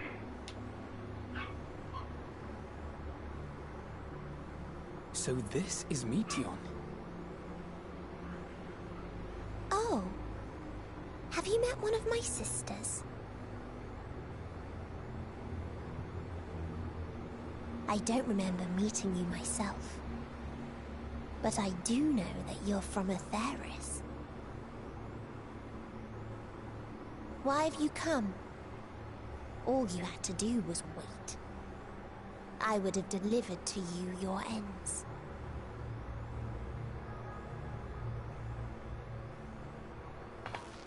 We didn't ask for that.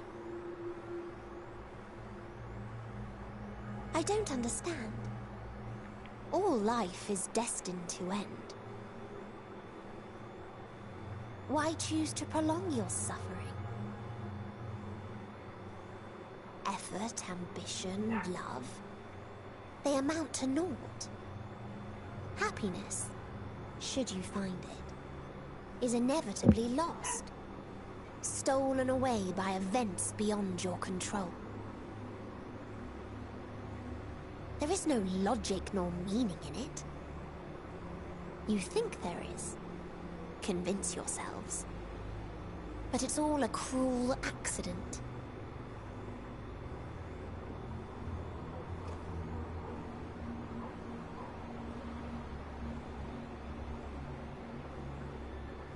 Come now. I speak the truth. A truth you would recognize if you looked up at the night sky. Unbroken emptiness. Cold, dark, and silent. Your world, like every other, is but a blemish upon its perfect fabric. Life is an anomaly. It is unnatural and cannot continue. The sooner you accept this, the easier it will be. Just to be clear, we're not here to argue with you. We know that life is fleeting, and that in the short time we have it, we're not assured happiness.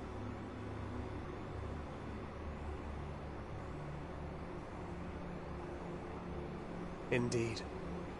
I've seen far more sorrow in the eyes of many I've met. I myself have plenty of regrets. And one day they'll die with me. Gone to dust with my good deeds and unfulfilled dreams. But we accept this. That our existence may seem pointless. That sorrow, rage, and despair will always dog our heels. And we press on regardless. That is why Heidelan guided us here. In her boundless love for mankind, she has prepared us for this trial, and in her name, we have come for you.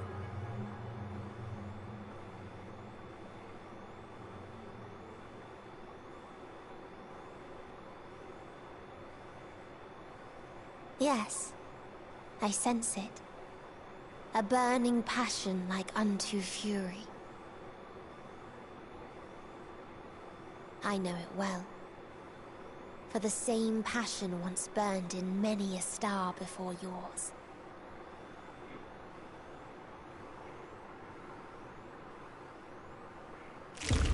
Suffocated and extinguished now.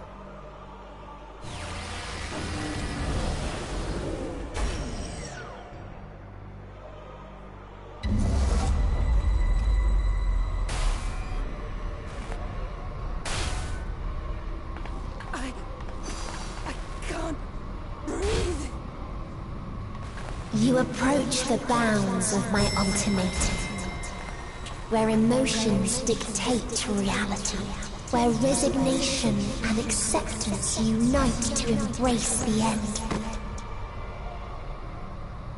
where those who yet valiantly cling to life can thrive.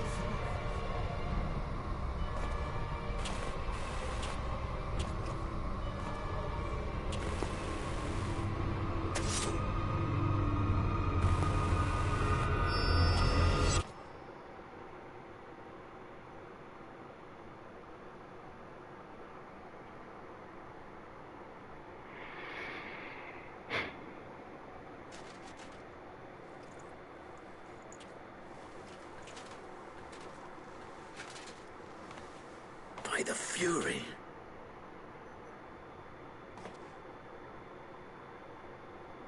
Thancred?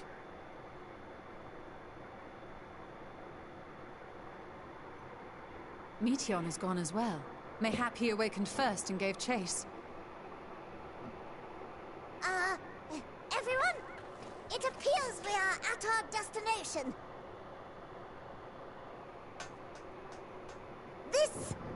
This is Ultima Thule. Not that we knew what to expect, but I wasn't expecting this. From atmospheric composition to ambient temperatures, all reading to within permissible range. This place is capable of supporting life.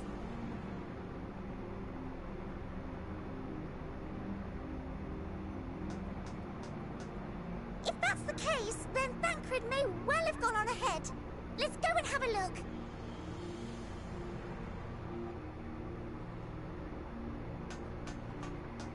Meanwhile, I want the rest of you to perform a full inspection of the ship, as well as a biological scan.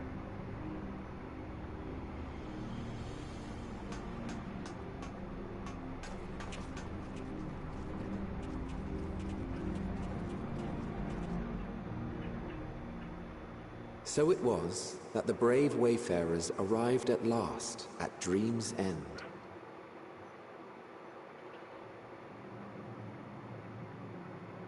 In following their path walked and history written, I am made keenly aware of one truth.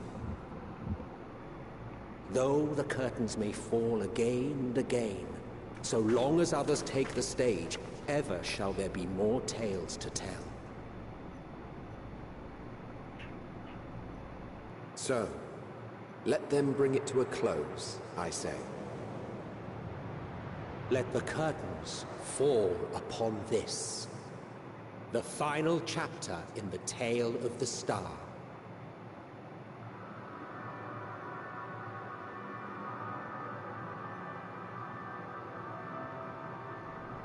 Is this a dead star? As I live and breathe, I live and breathe. Well, the environment itself shouldn't kill us.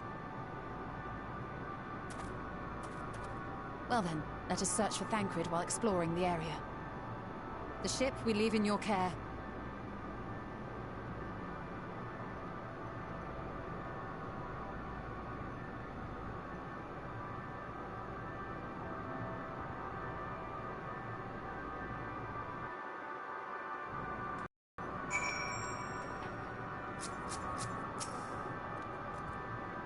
I can't guarantee you will be of help in these strange surrounds, but I've readied the provisions note in case of emergency. Of course, if you encounter any real danger here, I expect you to return to Ragnarok at once. Is there... yeah, right here.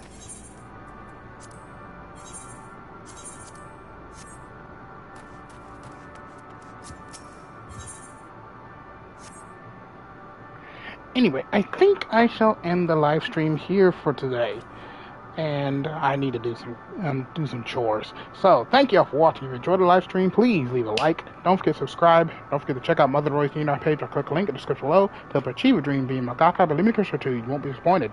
And of course, don't forget to click that little bell button if you wish to be notified whenever I upload a video or a live stream to my channel. And most importantly, if you wish to see a Let's Play done, you can do so by checking out my playlist section. All my videos are there, archived for your viewing entertainment, so you can watch Let's Plays like Final Fantasy XV, Final Fantasy XIV, Final Fantasy VII Remake, and many, many more. Thank you all for watching. As always, host Tomoya Shadows and Along Z, and I'll see you for the next adventure. Goodbye, everyone!